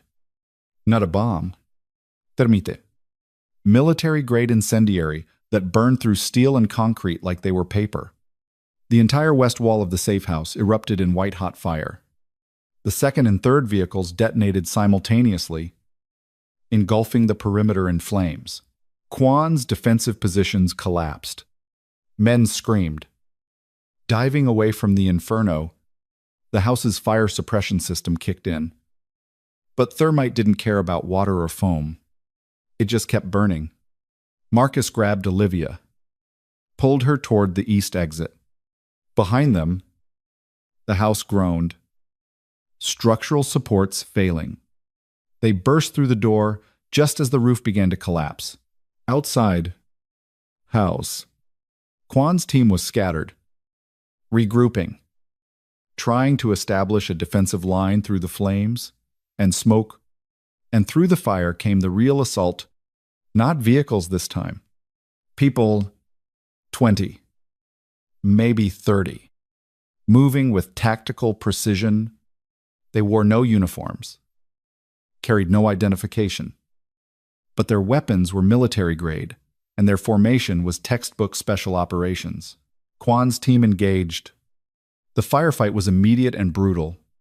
Tracer rounds lit up the night. Granadas exploded. Men on both sides went down. Marcus pulled Olivia toward the tree line. But gunfire cut across their path. They dove behind a burned-out vehicle, rounds sparking off metal. We're pinned, Olivia shouted over the gunfire. Marcus scanned the field. Quan's forces were outnumbered. Outgunned. The safe house was gone. They had maybe 2 minutes before the attackers overran their position. Then he saw it. One of the enemy operators, hanging back from the main assault, not fighting, just watching, and in his hand, a phone, recording everything. They're documenting this, Marcus said. What? They're not just trying to kill us. They're recording it, creating evidence that we died in a firefight, making it look legitimate. How does that help us? Marcus's mind raced.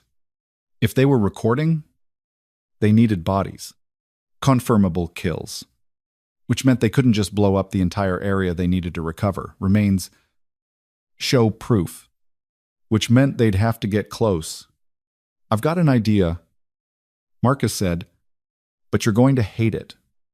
I already hate everything about tonight. Faire point. He pulled a smoke grenade from his vest, activated it, and threw it into the open. Dense gray smoke billowed across the field. Then he started shouting, I'm hit man down, Olivia. Run. He fired his rifle into the air, wild and panicked. Then stopped. Silence except for Olivia's labored breathing, which Marcus made sure sounded like death rattles. Through the smoke, he heard movement. Footsteps. the attackers closing in to confirm the kill, Marcus counted 3 sets of footsteps. Moving carefully but confidently, he waited until they were 10 feet away. Then he opened fire. 2 went down immediately. The third dove for cover. But Marcus was already moving, flanking through the smoke, coming up behind him. He hit the man with the butt of his rifle, dropped him unconscious. The phone clattered to the ground. Still recording, Marcus picked it up, turned it toward his face. "My name is Marcus Vale. The people attacking this location are government contractors attempting to eliminate witnesses in the core treason case.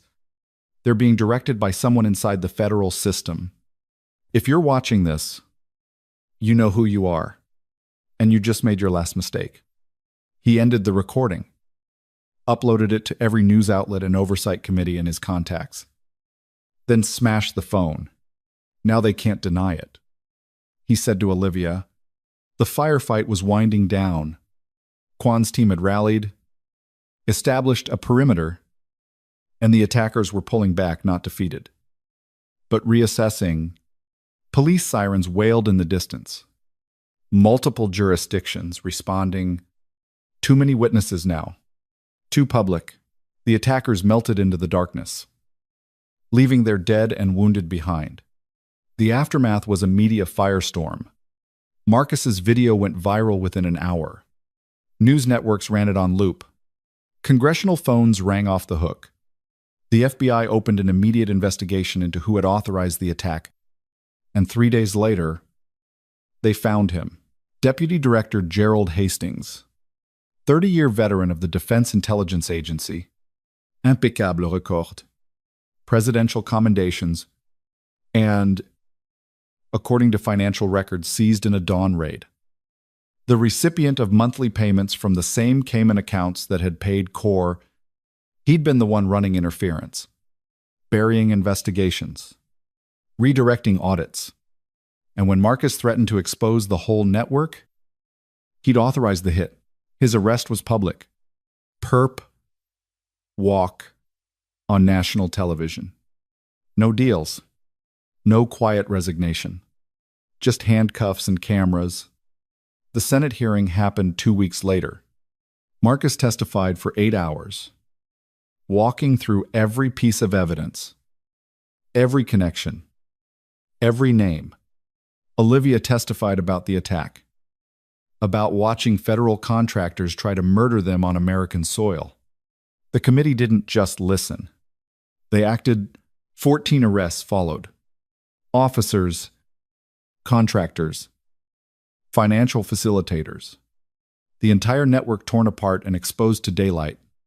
And through it all, Olivia watched the families of the 18 soldiers who died because of Core's deals. They sat in the gallery, SIL, tears streaming down faces that had waited years for answers.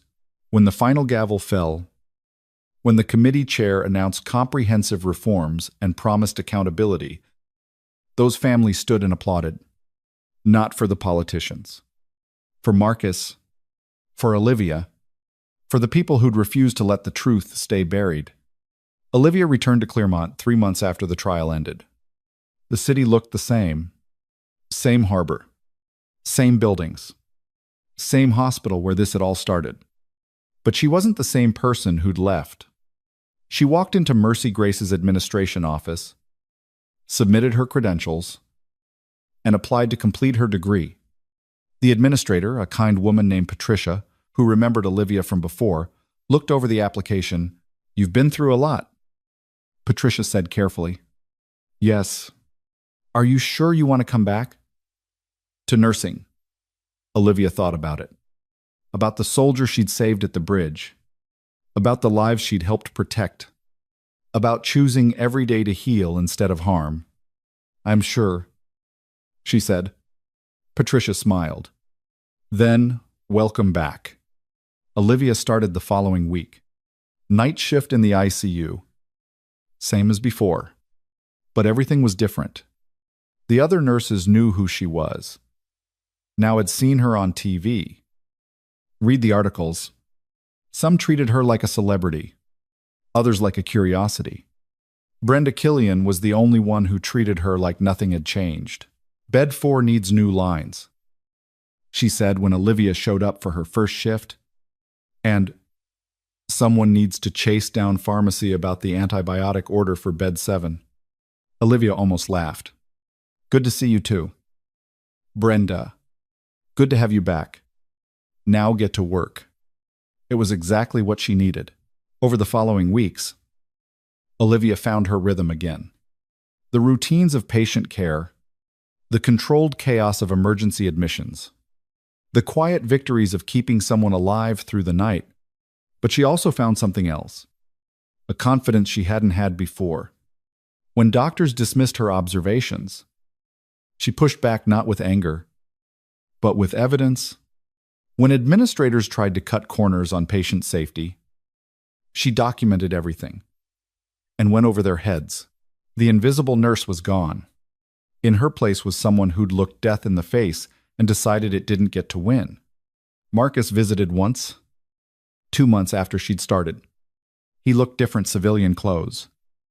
Hair longer, the hard edges slightly softened. They met at Harborview, in the restaurant where it had all begun. Different table, but same terrible pasta. "How's civilian life?" Olivia asked. "Strange. Quiet. I keep expecting someone to shoot at me. Give it time." "Yeah." He paused. "I heard you went back to work." "I did." "Why nursing? After everything. You could have done anything." Olivia considered the question. "Because it's what I'm good at, and because someone needs to care about keeping people alive." Marcus nodded. "That's a good reason." They ate in comfortable silence for a while. Then Marcus spoke again. "I'm testifying at Hastings' trial next month. Thought you should know." "Will it stick?" "The charges." "Yeah. They've got him cold. Financial records. Communication. The whole network. He's going to die in prison." "Good. The families wanted me to thank you for not giving up." Olivia shook her head. "I didn't do it for thanks. I know that's why they're grateful." Hastings' trial was shorter than Core's. The evidence was overwhelming. The jury took 6 hours to convict on all counts. When the judge handed down life without parole, Olivia was in the gallery beside Marcus. She watched Hastings' face as the sentence was read. No emotion. No reaction. Just the hollow acceptance of someone who'd gambled everything and lost. Outside the courthouse, reporters swarmed again. But this time, Olivia didn't run. She stood with Marcus, with Senator Reyes, with the families of the soldiers who died. And she answered questions. "How do you feel about the verdict?" "Relieved. And sad that it took this long." "What's next for you?" "I'm going back to work. Back to doing what I'm good at." "Are you afraid of retaliation?" Olivia looked directly into the camera. "I was afraid, but fear doesn't get to make my decisions anymore." The questions continued. But she'd said what she needed to say. That night, back in her apartment, the same small place she'd lived before, now with better locks and a security system, Olivia sat on her couch and let herself feel everything she'd been holding back. The fear, the anger, the exhaustion, the pride. She'd done something impossible, changed something broken, stood up when everyone expected her to step back, and survived. Her phone buzzed. Text from Marcus, "You did good." She smiled, typed back, "So did you." Another message appeared. Different number. Unknown. Olivia's stomach tightened. She almost didn't open it. Then she did. "Ms. Kane, my name is Dr. Rachel Winters. I'm an investigative journalist working on a story about corruption in military contracting. I've been following your case. I believe there are more people like Core and Hastings still operating, people who haven't been caught. I'd like your help exposing them. If you're interested, call me." A phone number followed. Olivia stared at the message for a long time. She thought about saying no, about choosing the quiet life she'd earned, about being invisible again. But that woman was gone. She picked up the phone and dialed, "Doctor?" Rachel Winters answered on the second ring. "Ms. Kane, I wasn't sure you'd call." Olivia sat on her couch, phone pressed to her ear, staring at the wall where she'd hung her nursing degree. "I wasn't sure either." "But you did? Tell me what you're working on." Winter's voice was sharp, precise, the sound of someone who'd spent years digging through lies to find truth. "I've been investigating defense contractors for 3 years. Core and Hastings were part of a larger network, 17 companies, all interconnected, all profiting from illegal arms deals. Your testimony helped expose 2 nodes, but the network's still operating. How do you know? Because the money's still moving. Shipments are still happening, and soldiers are still dying." Winters paused. "I have sources, documents, but I need someone who understands how these operations work from the inside, someone who's already proven they can't be bought or scared off." "You're asking me to do this again?" "I'm asking if you want to finish what you started." Olivia closed her eyes. She'd been back at work for 2 months, rebuilding some semblance of normal. Late shifts, patient rounds, the comfortable rhythm of saving lives one at a time. She could say no, hang up, let someone else carry this weight. But she'd never been good at walking away. "What do you need?" she asked. They met 2 days later in a coffee shop 3 blocks from the hospital. Winters was younger than Olivia, expected mid-30s. Dark hair pulled back, eyes that had seen too much and refused to look away. She slid a folder across the table. Inside, financial records, shipping manifests, photographs of warehouses in Eastern Europe, names Olivia didn't recognize. Companies that existed only on paper. "This is Meridian Solutions," Winters said, tapping one document. "Defense contractor. Officially, they provide logistics support. Unofficially, they've been moving weapons to the same groups Core was supplying. How are they still operating? Because they're careful. Shell companies, encrypted communications, and someone inside DoD is still protecting them." Olivia felt cold. "Who? That's what I need help finding out." Winters pulled out another document, a personnel roster. "These are the oversight officers responsible for auditing defense contracts. One of them is dirty. I just don't know which one." Olivia scanned the names. 12 people. Any one of them could be the leak. "How do we narrow it down? We bait them?" "Same way Marcus did. Announce new evidence. See who tries to bury it. That almost got us killed." "I know, but it also worked." Winters met her eyes. "I'm not asking you to put yourself in danger. I just need your credibility. Your testimony carried weight before. It will again."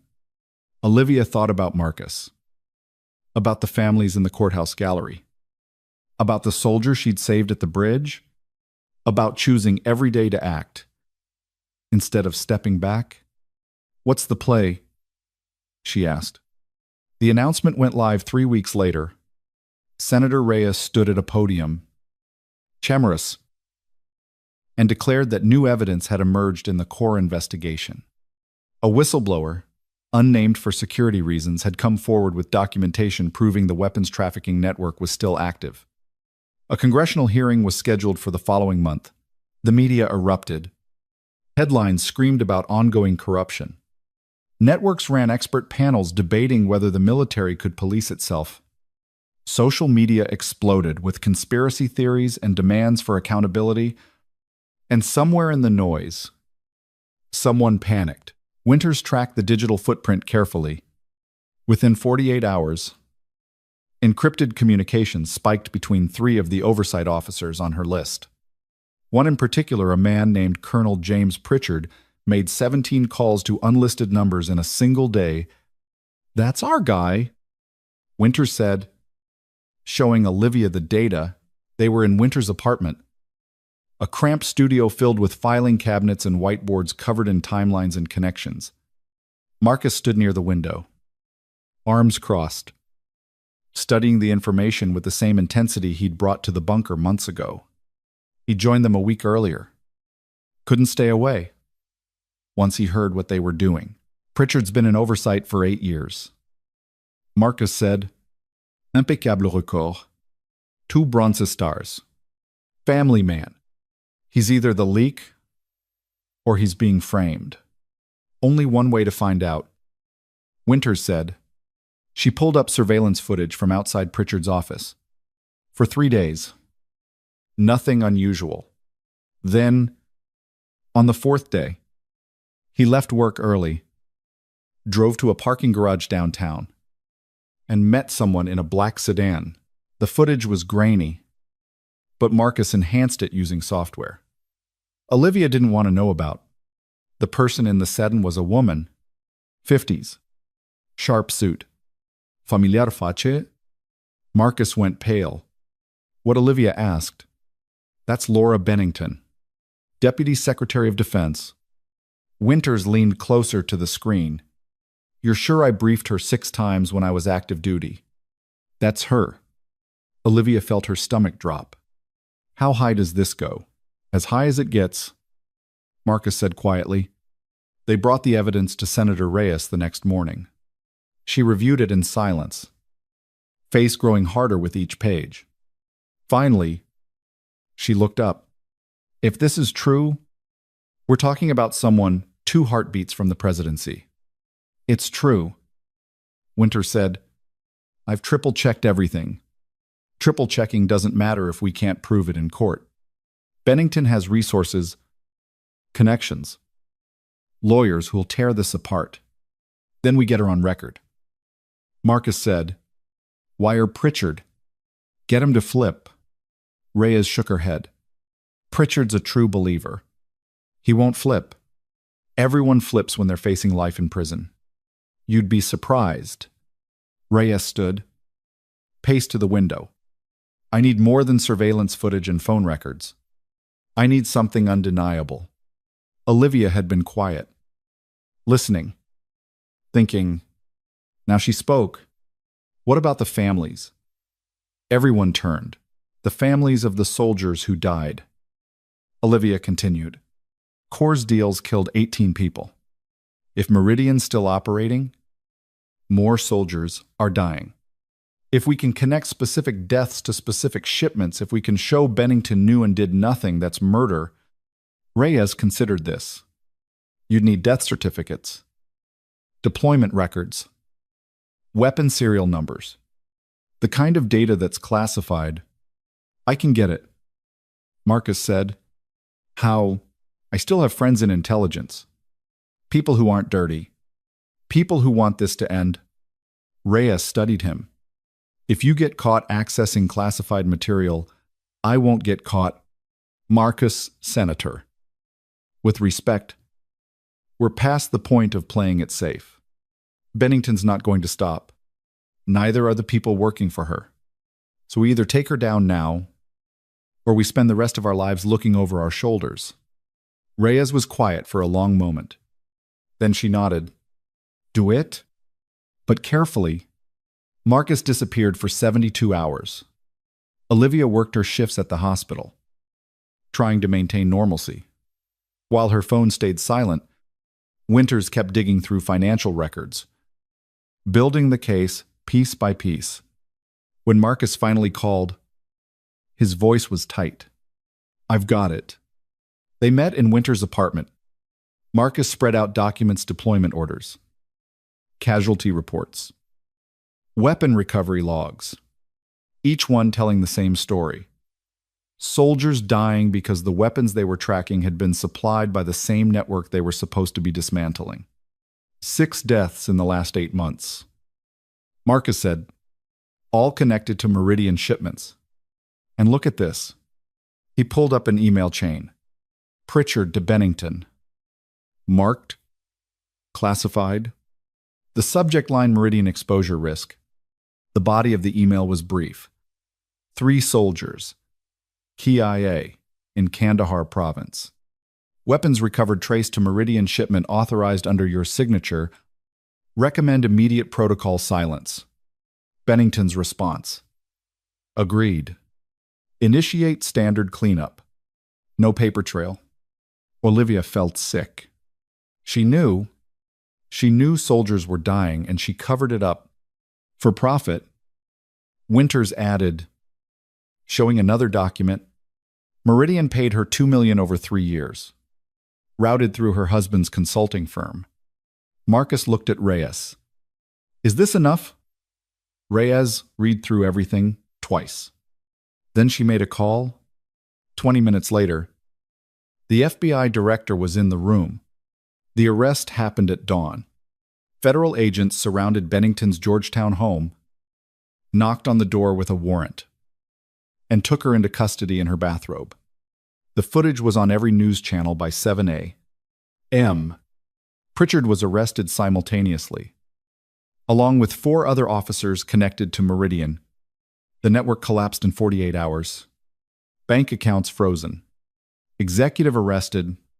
Shipments seized at ports across Europe and the Middle East. And through it all, Olivia watched from her apartment, feeling the weight of what they'd done. Not just exposed corruption prevented deaths, saved lives that would have been lost if they'd stayed silent. The hearing happened 3 weeks later. Olivia testified again, walking through the evidence they'd compiled. The families, the soldiers, the money trail. Bennington sat at the defense table, stone-faced, flanked by lawyers who tried to poke holes in every statement. But the evidence was overwhelming.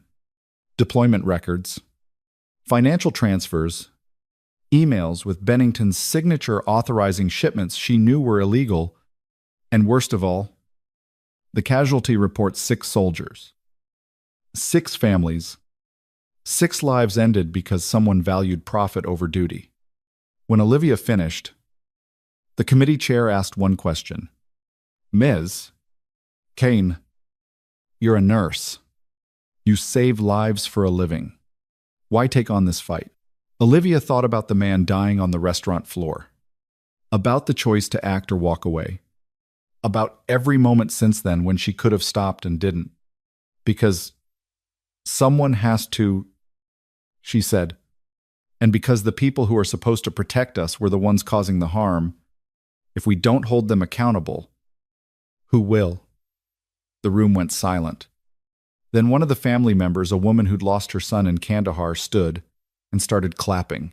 Others joined her, slow at first, then building, until the entire gallery was on their feet. Not for the politicians, not for the process, for the truth. Bennington's trial lasted 6 weeks. The prosecution brought forward soldier after soldier, family after family, each one testifying about the cost of her greed. The defense tried to claim she'd been misled, that she hadn't known the weapons were going to hostile forces. But the emails destroyed that defense.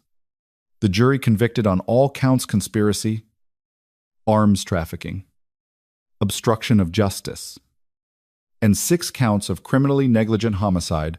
The judge, the same woman who'd sentenced Corin Hastings, looked down at Bennington with an expression of pure contempt. You were trusted with the safety of this nation's soldiers. Instead, you sold them out for money. There is no punishment severe enough for what you've done. But I will impose the maximum allowed by law: life in prison. No parole. Consecutive sentences. Bennington showed no emotion as she was led away. Just the blank face of someone who'd gambled everything on never being caught. Outside the courthouse, the media frenzy was even bigger than before. But this time, Olivia didn't shy away from the cameras. She stood beside Marcus, beside Winters, beside Senator Reyes, and the families who'd waited years for justice. How does it feel to have exposed corruption at the highest levels of government? A reporter asked. Olivia looked directly into the camera. It feels like we did our job. Like we honored the people who died by making sure their deaths meant something. What's next for you? I'm going back to work. Back to being a nurse? Because that's where I can do the most good. Do you consider yourself a hero? Olivia almost laughed. No. I'm just someone who refused to look away when it would have been easier. We all have that choice. Every day. Some of us just choose differently. 6 months later, Olivia stood in front of 300 nursing students at Johns Hopkins. She'd been invited to give the commencement address, an honor she'd initially tried to decline. But the dean had insisted, and eventually Olivia agreed. Now, looking out at the sea of faces about to enter the profession, she felt the weight of what she wanted to say. When I graduated, she began. I thought being a good nurse meant following protocols, doing what I was told, not making waves. I spent 4 years trying to be invisible, because I thought that's what kept you safe. She paused, remembering the woman she'd been in that restaurant. Then one night, a man collapsed in front of me, and I had a choice. Follow the rules. Wait for someone else to handle it. Stay safe. Or break every protocol I'd been taught and do what I knew was right. She looked at the students. I broke the rules, and it changed everything. Not just for him, but for me, because I learned that sometimes the rules protect the wrong people. Sometimes following orders means letting injustice continue. And sometimes the only way to actually help is to refuse to step back. Olivia's voice grew stronger. You're entering a profession that demands compassion and competence. But it also demands courage. The courage to speak up when something's wrong. The courage to challenge authority when authority is mistaken. The courage to choose action over silence. She thought about Marcus. About the families in the courthouse. About every moment in the last year that had tested her. Some of you will have careers where you never face that choice. Where you show up, do good work, and go home. That's valuable. That matters. But some of you will face a moment where you have to decide protect yourself or protect the people counting on you. Olivia's eyes swept the auditorium. When that moment comes, and it will come, remember this, you're not powerless. You're not invisible.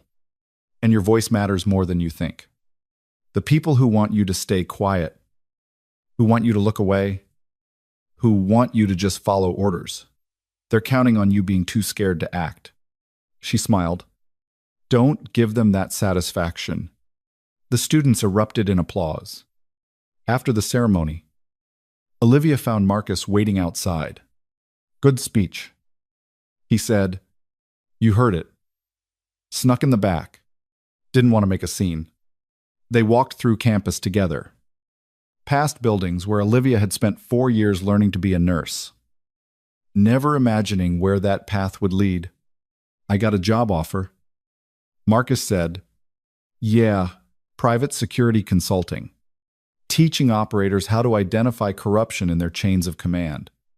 Apparently what we did made some people think twice about blind loyalty. That's good. It is. He paused. What about you? Any plans beyond nursing? Olivia thought about Winters, who was still investigating, still digging, still finding networks that needed exposing. About Senator Reyes, who'd asked if Olivia would consider testifying before other committees. Helping reform oversight processes. About the phone calls she'd started getting from other whistleblowers. Other people who'd seen something wrong and didn't know what to do about it. I think, Olivia said slowly, I'm going to keep doing both. Nursing during the day and helping people find their courage at night. Marcus smiled. That's a lot. Yeah, but I'm good at a lot. They reached the parking lot. Marcus's car, a sensible sedan that replaced whatever vehicle he'd been driving before, sat under a tree. You ever regret it? He asked. Getting involved.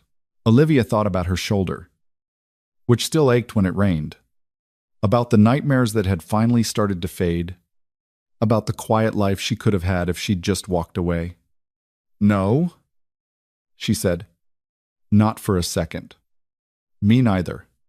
They shook hands, a formal gesture that felt right for what they'd been through together. Then Marcus got in his car and drove away. Olivia stood there for a moment, watching him go, feeling the weight of everything they'd done and everything still ahead. Her phone buzzed.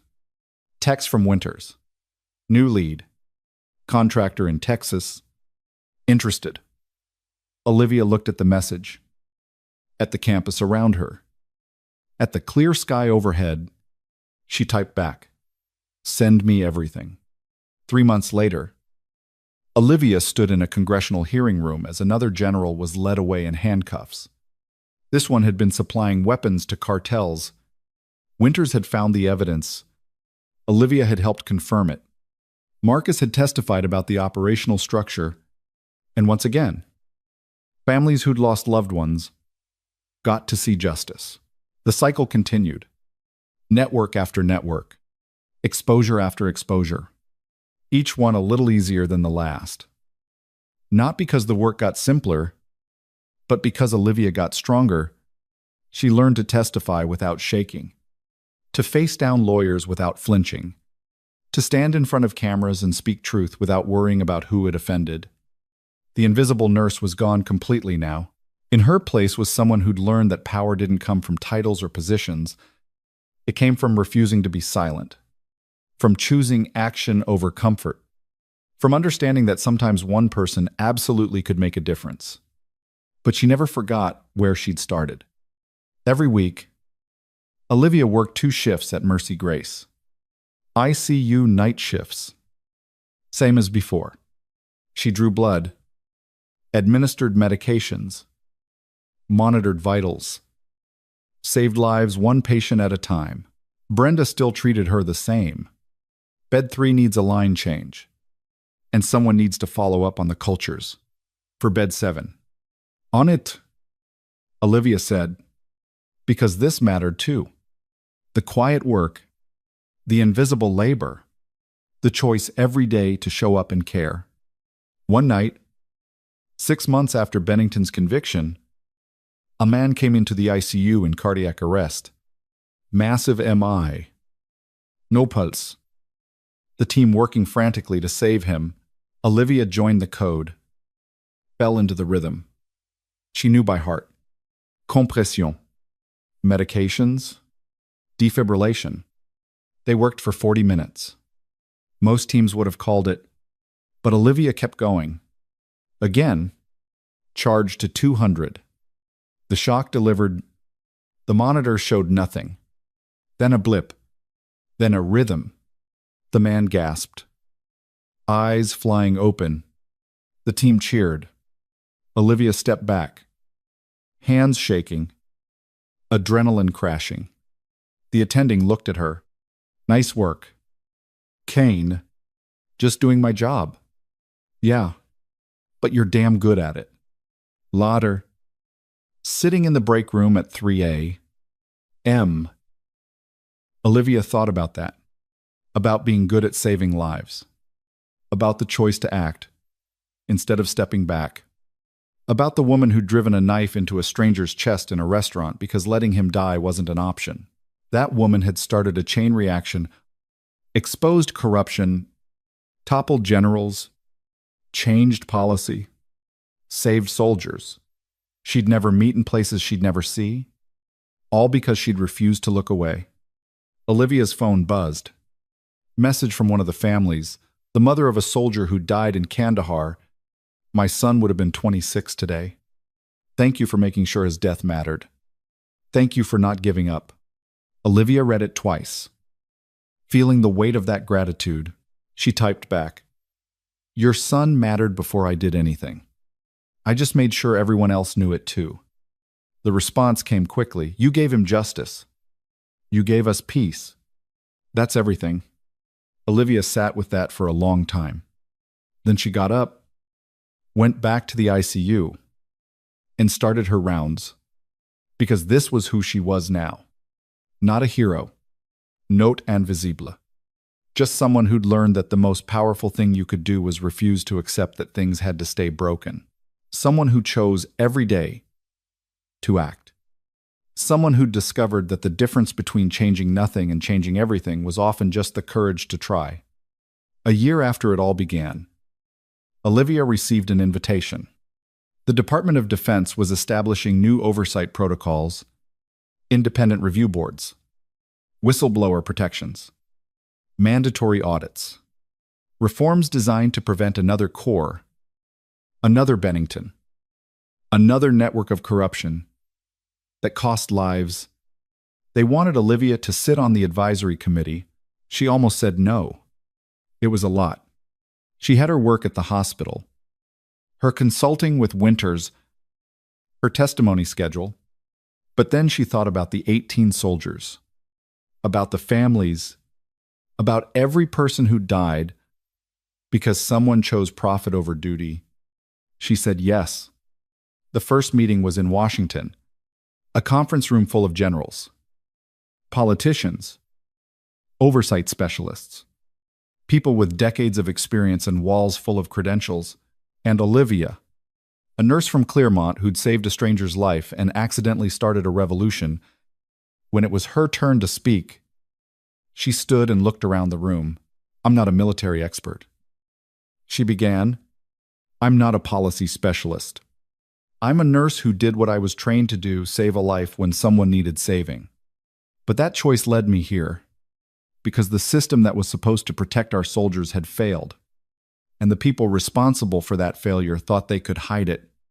She paused. They were wrong, because one person refused to look away, and then another, and another, until the truth couldn't be buried anymore. Olivia met the eyes of the generals in the room. "You asked me here because you want to prevent this from happening again. Here's how: stop protecting your own flesh. Stop burying investigations. Stop treating whistleblowers like traitors. And start treating the truth like it matters more than your careers." The room was silent. Then a 3-star general in the back started clapping. Others joined, slow at first, then building. After the meeting, Senator Reyes pulled Olivia aside. "You've come a long way from that restaurant," she said. "Yeah, I guess I have." What's next? Olivia thought about it. About the work at the hospital. The investigations with Winters. The families still seeking justice. The system still in need of fixing. More of the same. She said, "Helping where I can. Speaking up when I need to. Refusing to accept that broken things have to stay broken." Reyes smiled. "The world needs more people like you. The world has plenty of people like me. They just need to know their voice matters." 2 years after the night in Harborview, Olivia stood in front of a mirror in her apartment, adjusting her collar.